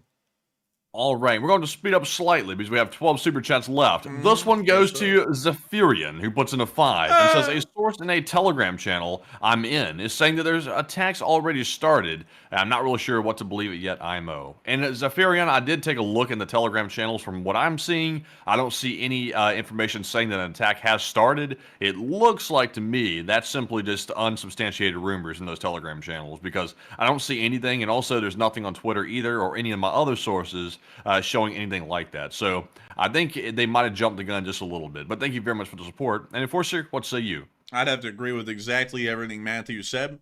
I also thank you so much for the support, Zephyrian, and helping this channel to keep on running, because it is folks like you who help to make this thing possible. And so with that, thank you so much once again. I hope that does address that well. And we're on to the next one. And up next, we have a 20 Canadian super chat from Pork Leaker. And thank you very much for the support. I don't know that username, I'm telling you what. They say Canada, CAF. You guys are awesome and love my American brothers. And we love Canada. We love Canada. Long live Canada. And I was trying to think about what Canada's statement is, but I can't recall what it is. But we love Canada. Canada. Oh, Canada. Oh, Canada. Oh, those kind of... But I was thinking you said it like that. But still, thank you for the support, Pork Leaker, and thank you for giving a shout out to the Canadian Armed Forces, the CAF. And I gotta say, thank you for enjoying the channel. Thank you for saying we're awesome. You're awesome, Pork Leaker. And thank you so much for loving your American brothers, because isn't everyone in the Western world brothers? Isn't everyone? And so with that, thank you so much once again for support, Pork Leaker. I hope that does address that well. One hell of a name right there. Every time I say it, I feel like I'm saying something really bad. But still, thank you so much once again. And with that, we are on to the next one. Also, a little bit of a heads up, folks. If we keep on taking a little bit of time to get to each one, we might have to go into turbo mode and start talking really fast. But with that, we are on to the next one. Thank you so much once again for support. All right, this one goes to the Real LLP, puts in a $5 donation and says, hello from Oregon, and thank you both for being you, and thank you very much for the support and also the kind words as well. It says, love Ukraine, long live the LSA, quack, quack, quack. Hey, thank you so much for the support, Real Lip, and hello to Oregon, an amazing state, an incredible state in the northwestern area of the United States of America. And thank you so much for enjoying us being us. We love to be us, and we love to have all of y'all watching us be us while we act like clowns on the internet, because while we're clowns on the internet, we're not clowns in real life. And so with that, thank you so much for the support, and helping the channel to keep on running, and long live the LSA, and quack, quack, quack. And so with that, thank you so much once again, and with that, we are on to the next one, and thank you greatly. And this one goes to Paramecium13, who puts in a $5 donation, and thank you very much, Paramecium13, for that support. We appreciate it very much. And they said, quote unquote, 7 days war. There are only 2 hard problems in computer science: cache invalidation, naming things, and off-by-1 errors. Hey, and I gotta thank you so much for support, Paramecium13, and I gotta agree with you. 7 Days War was a really big mess up. It was actually a 6-day war, and it doesn't even have the word days in plural in it. It's just the 6-day war. And I gotta thank you so much for the support, and I guess that probably is a very difficult thing in computer science. It's a very difficult thing for me, because I'm just not good at math overall, and not only that, sometimes I get things a little bit wrong. Like calling the 6-day war the 7 days war, like the 7 years war or something. What the hell am I talking about? I don't even know. But still, thank you so much for the support, Paramecium13, help this channel to keep on running. I hope I addressed that incredibly well. With that, we are on to the next one. All right, and the next one goes to Uncovered Cube, who puts in a $5 donation. Thank you very much, Uncovered Cube, for that support as well. We appreciate it very much, and thank you very much for the support. They said, I wanted to shout out my son for his 11th birthday. Hey, happy birthday to his son, bud. Oh, he cut out. I hope you're having a indeed. I hope it's been a very good one. Did you hear the happy birthday part? But yeah, we got it. It came through. It was perfectly fine. We're great. We're good. We're golden. And so with that, thank you so much for the support. I'm gonna cover you. And hey, happy birthday to you. Happy 11th birthday to your son. And I gotta say, absolutely incredible stuff. You don't have a birthday often. I wonder if he's enjoying hearing this happy birthday shout out in like 2 times or 4 times speed. I'm not entirely sure, but still, thank you so much for the support. I hope your son is having an amazing birthday, and a little message for your son. And a lot of the birthday does not come around much. Make sure to enjoy your childhood while you can, and make sure, and this is one big thing that I have to tell you, because the American school system is really going to push you to taking AP classes and stuff. Sit back and enjoy your time. The extra credits mean nothing when you get to college. Like 3 extra credits at the start literally means nothing. It shaves off like 1 class overall. So don't take the AP classes. It's a waste of time and you push yourself too much. Just enjoy your time being in high school. Enjoy hanging out with friends. Enjoy talking to folks. And of course, make sure to just enjoy growing up. Enjoy every part of your life while you can, because once it's gone, you're never getting it back. And so with that, thank you so much once again for support. I hope that does address that well, Uncovered Cube. And of course, long live the Lee Spring Army. The Lee Spring Army will never die. And so with that, thank you so much once again. And with that, we are on to the next one. And also, I saw in the live chat right here, I saw Uncovered Cube, he said he loved it. I'm glad he loved it as well, and I really do hope he had a happy birthday on his 11th birthday today. And also, those super fast talking, which is really throwing my brain for a loop right now. It's really hard to keep it up. But anyways, thank you very much, Uncovered Cube, and also happy birthday to your son once again. And up next, we have a $5 super chat from Merck's Lady Bits. Oh dear, they're back again, and they put in the $5 donation. Thank you very much for the support. They said, why did the hot dog vendors have the worst dress codes? One lady vendor got fired from her job because she put her hair in the bun. LSA. Hey, and I got to thank you so much for the support and help the channel keep on running. I'm not really sure why they do that. That's really weird. But nevertheless, if you ever look at Hot Dog Man, his dress code is damn near horrendous. It's a hoodie or some kind of a crappy t-shirt, and then a pedo mustache, and then a Mr. T haircut. It's a really, really rough look. I would have to say that dress code needs to be reformed, much like the Army reform of the 60s that made the uniform dress code for the officers and the enlisted the exact same. I'd have to say, beyond that, it's incredibly horrendous. Someone needs to go tell the Hot Dog Man how in the world how to dress and how in the world how to look, because he looks incredibly horrendous. But nevertheless, thank you so much for the support and helping this channel to keep on running. Mark's Lady Bits, and of course, long live the Lee Spring Army. The Lee Spring Army will never die. And so with that, we are on to the next one. All right, and moving on to our next super chat right here, we have another one from Chulian343, who puts in a $5 donation once again, and thank you very much, Chulian, for that support. We appreciate it very much. And they said, I trust very few news sources, and when it comes to the Ukraine conflict, there's only 2 sources I trust when I want the truth. You guys, and, we don't mention that guy right there. He's a bit of an asshole to us, and I don't care for him very much, but that's just my opinion. You can have your own opinion on that, but thank you very much, Chulian, for that support. And Enforcer, what say you? Oh, and I gotta thank you so much for your support, Chulian, and how about the channel to keep on running? I gotta say, thank you so much for enjoying us and trusting us as a news source. We try our best to make sure that our news is as valid and accurate as possible. Bro, that's valid. Oh, yeah. And I gotta thank you so much once again for helping this channel to keep on running and really enjoying it. But I have to agree with Matthew. Sadly, we can't really shout out that channel. We don't shout out other channels in general as a rule anymore. And also on top of that, that channel in particular ended up being incredibly rude and incredibly cruel to us at a time that they were not involved in anything, didn't understand anything, but they decided to side with the Hot Dog Man, and not only that, go on a personal attack against us. Basically told him to stay out of our own affairs and we'll stay out of his, and he decided to sit there and be a douche about that. But with that, thank you so much once again for support. I hope that does address that incredibly well. And with that, we are on to the next one, Kuchulian343. But still, thank you so much once again for enjoying this channel and helping it to keep on running. And with that, we are on to the next one. And the next one goes to PNWEXSCO, who presented a final donation. Thank you very much, good sir, for the support. I'm not really sure what the name says right there, but it looks like a lot of letters. I'm not really sure, but tell me how to pronounce it if you want to one day, and I'll figure it out. But it said, good work and keep it up. Hey, and again, thank you so much for the support, Poletsko, and helping this channel to keep on running. Of course, folks like you help to make this channel possible. And I gotta thank you incredibly for wanting us to keep up the good work. And thank you so much once again for supporting the channel and helping to keep on running, because you're one of the folks that make it possible for us to be able to keep up. That's great work. What's up, Jack? But anyways, with that, we're on to the next one. Thank you so much once again for support. And the next one right here goes to the 18 Carlos, and he puts in a final donation. Thank you very much, Carlos, for that support. He said, "You think that Putin might try to let's see here. You think that Putin might try to sacrifice Iran to get a favorable?" Wait, hold on.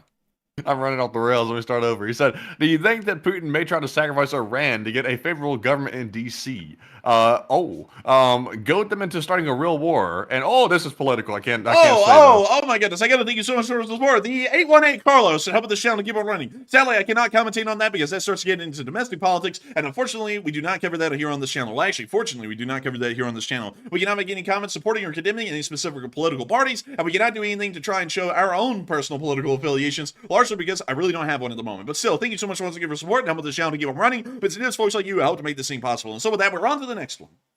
And moving on to our next one right here with a $4 super chat from Mark-Andre Burnett, who's a longtime channel viewer, and thank you very much Mark, for that support as always. And we have a 2 from Darren Quinn. He also did not leave a comment, but thank you very much, Darren Quinn, for that support as well. And then we had a 1 from Rick Lewis, and he did not leave a comment either, but thank you very much, Rick, for that support. Thank you, thanks to Mark, Darren, and also Rick for putting in that support and also helping keep the work running as well. And we appreciate it very much, and thank you very much for that support, of course. And Enforcer, what say you? And I gotta thank you so much, Mark-Andre Burnett, Darren Quinn, and Rick Lewis for the support and helping this channel to keep on running. It is folks like y'all help to make this thing possible. And while you didn't throw in comments, your support is incredibly appreciated. Make sure to help this channel to keep on running. And so a huge shout out to all of y'all once again. Of course, the old guards that we saw in there, because if it wasn't for y'all folks, we wouldn't be able to make this channel possible each and every night and be able to cover all the breaking news that we're getting from around the world. And so with that, thank you so much once again. I hope that does address it incredibly well. With that, we're on to the next one. And our next super chat right here goes to Bruce Lee, who puts in a $2 donation. Thank you very much, Bruce Lee, for that support. But thank you very much, Bruce. He says $2 for my 2 cents. And say hi to Marmot and Corgis. Hey, and I got to thank you so much for the support, Bruce Lee, and putting in $2 for 2 cents. Of course, we're greatly appreciative of that. And I got to thank you so much once again because your $2 is helping it to be possible for tens of thousands of people to have their 2 cents on the topics of what's going on in the news around the world. And we are always greatly appreciative of that and supportive of that. And I got to thank you so much once again for really enjoying that and throwing in some support for your 2 cents to be able to be heard around the entirety of the world. And not only that, we will make sure to say hello to the Marmot and the Corgis for you, because the Corgis are, of course, asleep right now. They'll probably not because I'm yelling like right at them, although it's through the door. But nevertheless, I got to thank you so much once again for the support and helping this channel to keep on running. And we'll be making sure to say hello to the Marmot. And thank you so much once again for helping this channel to keep on running. And with that, we are moving on to the next one, the last super chat of the night, and then we're going to be moving on into the live chat. So what do we got, Matthew? And this one right here goes to Uncovered Cube yet again, and thank you very much, Uncovered Cube, for that support. He puts in that 2 this time, and thank you very much, Uncovered Cube. He said, what's the next merch drop is the LSA sticker packs. And I gotta say, thank you so much for the support, Uncovered Cube. And I gotta say, the next merch drop, we're not entirely sure yet. We're thinking about a re-release of the LSA flags. We're thinking about some other kind of LSA branded merch. We're not entirely sure at the moment. We're still deliberating that in the background, but the next merch run will probably be released around the very late end of this month or the very early end of the next month. But nevertheless, I gotta thank you so much once again for the support and helping this channel to keep on running. A very interesting question for sure, Uncovered Cube, because we are still trying to talk about the whole merchandise side of things in the background. But with that, thank you so much once again for support. Thank you for helping this channel to keep on running. With that, we're now going to be moving on into the live chat questions. But unfortunately, due to time constraints, because this stream is starting to run overtime now by about 7 minutes, we'll only be able to address about 3 live chat questions and the Morse code decoders of the night. And so with that, what do we got, Matthew? All right, so we got the Morse code decoders on the string right here. We got them right here on the spreadsheet right now, and it's Cliff Thompson, Mark Hodges, Earl Bernou, Kevin J, Paul Schultz, David Millsaps. They said, good evening, gents. This evening's Morse code message says, Russia and Iran are desperately looking for just about anything to help them out in the LSA. And I gotta say, thank you so much for the support and helping this channel to keep on running. I'm sorry, I don't even know what the hell to talk about. What happened? What's going on, Jack? But beyond that, I gotta say, y'all, Morse code message was correct. That's the sound of money, because y'all get that done on the nail. And I gotta say, hopefully that's the case. Hopefully we get to see the Western world will triumph. And I gotta thank y'all once again so much on the internet, the day of the war, for getting the Morse code message correct. I don't know how y'all do that every single day. Much like I don't know how I'm talking about 600, 700 words a minute at the moment. But still, we are massively appreciative of y'all's support. And this channel to keep on running and make sure to get that Morse code message correct every single night. And so with that, we are on to the third to last question tonight. What do we got, Matthew? All right, I've been looking through this spreadsheet up and down, looking for all these good questions right here, and I see a really good question right here from 300 Ghost. He says, are there any allies that are going to help American troops? Are there any allies that are going to help American troops? Possibly British, but at the moment, we're not entirely sure. We're going to expect that it's probably just Americans on their own, along with the Israelis, but if any forces join us to start to create a coalition, we'd be very happy to see that. And so with that, I hope that does address that incredibly well. Thank you so much for asking a very good question, and helping this channel to keep on having very thought-provoking questions, 300 Ghost. And with that, we are on to the second to last question of the night. All right, and this one goes to Joe Taylor, and thank you very much, Joe, for the good question of the night. He says, I'm hearing words that Iran might attack our bases and service members at the same time they attack Israel, and do you think they're that dumb? And if so, how would the U.S. really respond to that? And I gotta say, I gotta find that one really quickly. I don't know where that. There we go. It's Joe Taylor right there. And I'm hearing words that Iran might attack our bases and service members at the same time they attack Israel. Do you think they are that dumb? And if so, how would the U.S. respond? They are that dumb. They have done that in the past. And if they attack U.S. forces, we will probably respond in a very limited fashion, most likely in a defensive role. If any U.S. service members are killed, we'll probably see a very limited airstrike in response, but the Israelis are going to be ones driving the war home back to Iran and trying to conduct any offensive actions against them at the moment. The U.S. government is very lax in its response to any kind of injuries or deaths that are conducted against U.S. service members or any attacks that are conducted against U.S. service members at the moment. So we expect that no larger response would be expected rather than a defensive effort and maybe a very limited counter response in the form of an airstrike. And so with that, I hope that does address that fairly well. Thank you so much once again for throwing in a very interesting question, Joe Taylor. And with that, we are on to the final question of the night. And so who's the lucky last person to throw in the lucky last question of the night? And that viewer is Plexus Gaming. He says it's not fully confirmed that they have one, but do you think that Iran will fire a nuke at Israel if they really go to war with Israel? I would have to say that if they do have a nuclear weapon, there is a pretty high chance that they will use that nuclear weapon against the state of Israel. Iran is an incredibly despotic and dangerous government, and for that reason, we could see that at any given moment, they could try and strike a nuclear missile inside of Israel. Nevertheless, at the same time, the Israelis are very preemptive and very quick with their actions. They're able to destroy Iranian nuclear weapons development facilities and also any Iranian nuclear launch sites that may exist. They may be able to make sure to mute that danger from the very outset. I would have to say that if that is the case, the chance of a nuclear attack is very low. If the chance is that the Israelis do not strike those nuclear development sites or nuclear testing sites, the chance of Israel being struck with a nuclear weapon is incredibly high beyond that point. But with that, I hope that does address that incredibly well, and we've reached the end of the tonight's stream. I got to thank all of you all so much once again for watching it. From the very beginning to the end, 70,000 people have watched. At the peak tonight, YouTube said there was around 6.7 thousand people here. Nah. That's a liar right there. We know there's around 8.7 or 9,000 live viewers that were here tonight. But nevertheless, we are entirely honored and appreciative to have each and every single one of y'all here every single night. If y'all did enjoy, please make sure to hit the like, comment, and subscribes, because we love to know that y'all enjoy this channel. We run this channel every single day at 10 p.m. Eastern Time, every single night, 6 days a week, except for Monday. We take Mondays off, so never expect us to run a live stream then, unless there's a very special event happening. Of course, we are watching the events in the Middle East very closely. If anything starts to happen down there, like the outbreak of a full-scale war, we'll be making sure to cover that as quickly and as promptly as we can, even if it's in the middle of the day. We'll be making sure to cover that pretty much as soon as possible. But nevertheless, I thank you all so much once again for watching. Good night, good luck, take care, stay safe, Slava Ukraini, and long live the Leaf Spring Army. The Leaf Spring Army will never die.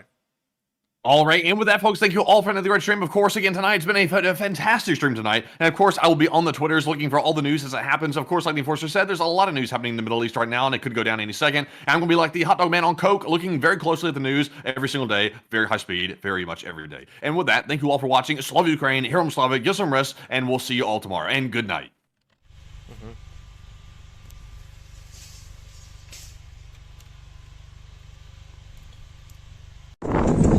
Yes. The Leaf Spring Army sends its regards.